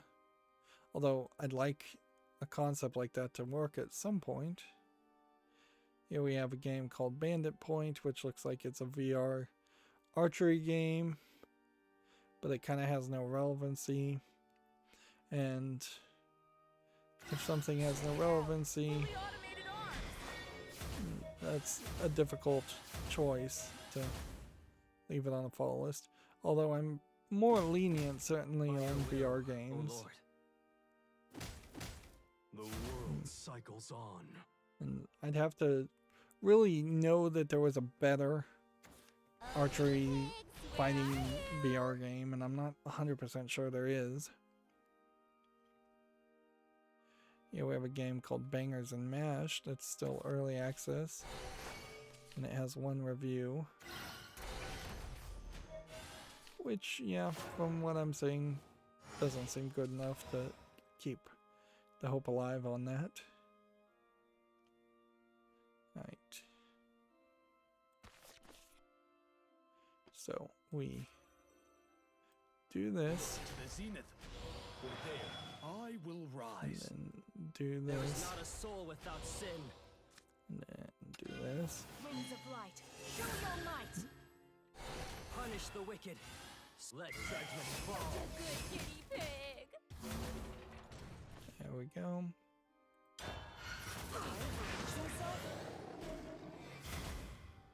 Yep, and I'll pretty much win. Next turn. Here we have a game called Barrow Trauma, which is still early access from 2019. Which is crazy that it's very positive. It's published by Daedalic, but it's just like unfinished. At some point, I guess maybe if I ran out of games to play, I might start to say, let's play some of these unfinished games that are on the wish list, even though they're in early access, even though they've been in early access for years. Though I will rise again. But I am not anywhere near that point right now. Here we have a game called Barrow Blast, which, yeah, I don't think there's enough polish here to take the idea of a Donkey Kong Country barrel section and turn it into its own standalone game. $9.99, 64% positive according to SteamDB. I hope I'm right when I assume SteamDB's reviews are right. I cannot believe I lost there. That once again just highlights how you can get one-turn victories very easily.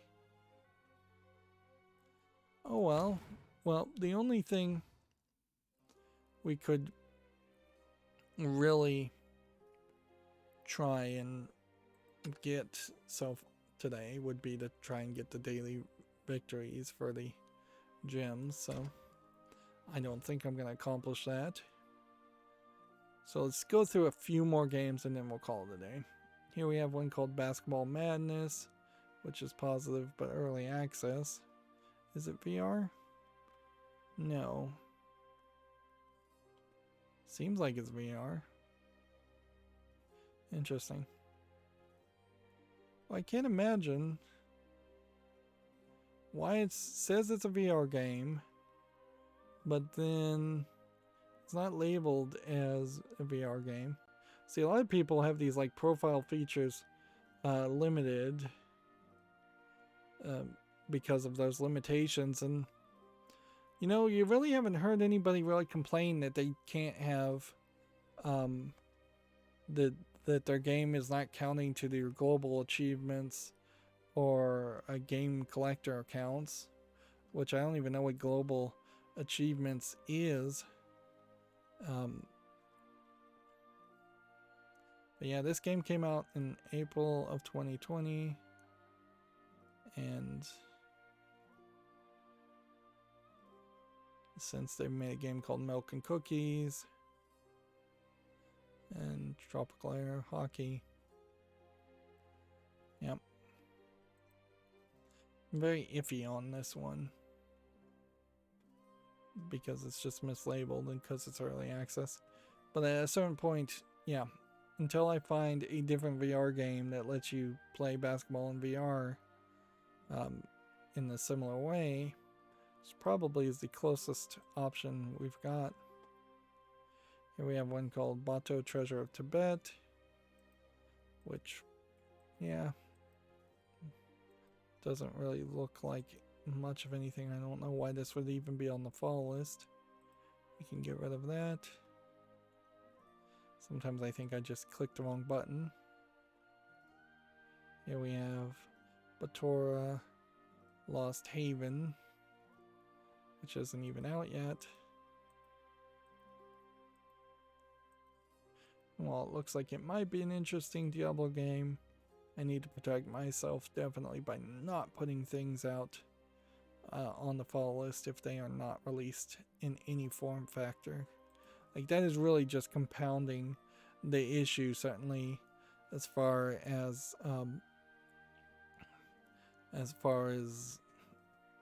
games being labeled in early access, to then also have things on the fall list that aren't even that far along.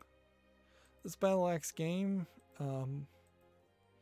felt like it would have been a lot better received, but apparently it's, if I recall correctly, fairly repetitive and just boring.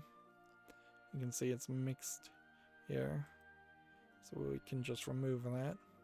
I only put that on the fall list because I was hoping that maybe they would have made some improvements, but they would have had to make improvements or promise the make of improvements a lot faster than they did.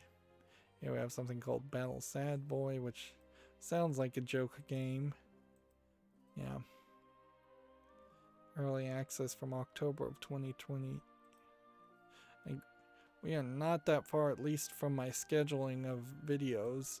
We're not that far from October, which definitely highlights that I need to get back into recording some Halloween month themed content, which is fine. Here we have a online battle VR game that clearly went nowhere as far as reviews, so it's an online PvP game anyways. Like, it looks kind of nice, but not particularly great. I really wish there was more of a single player aspect to that. I imagine a lot of online game developers never get enough of a player base and really wish they could just flip a switch and turn their game into a single player experience. Here we have something called Battle Scar Punk Was Invented by Girls, which seems to be some kind of VR thing. I don't know if you're really controlling anything here or if you're just going through a visual experience, visual novel type experience. $5.99.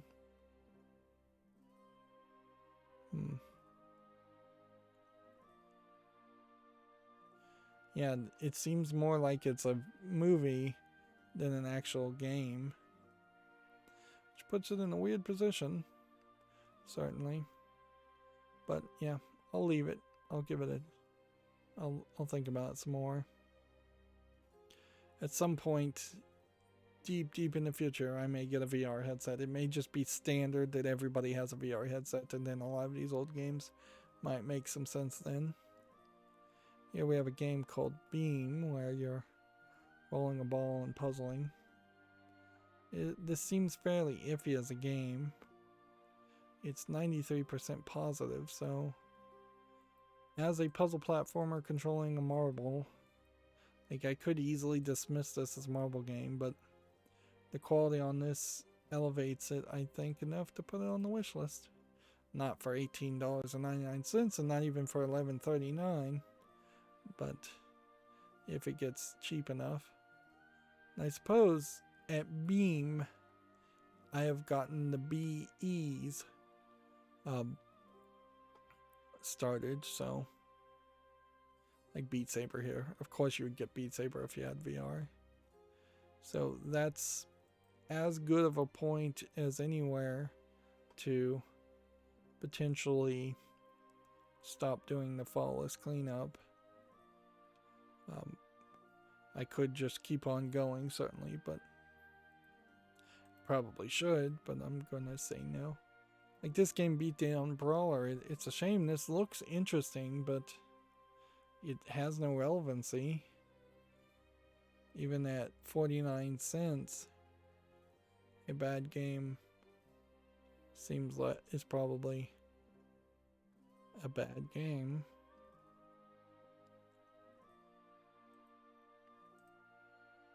Alright, well, I think that's enough to do today, so that's going to be it for the stream. As always, I ask you to like, share, subscribe, comment, and watch every second of my videos. If you want a friend to follow me on any social media sites, there's a whole bunch of links down below. And if you want to support me further, there's a link to Patreon, or you can friend me on Steam and get me a game off my wish list. Thank you for watching. Have a good evening.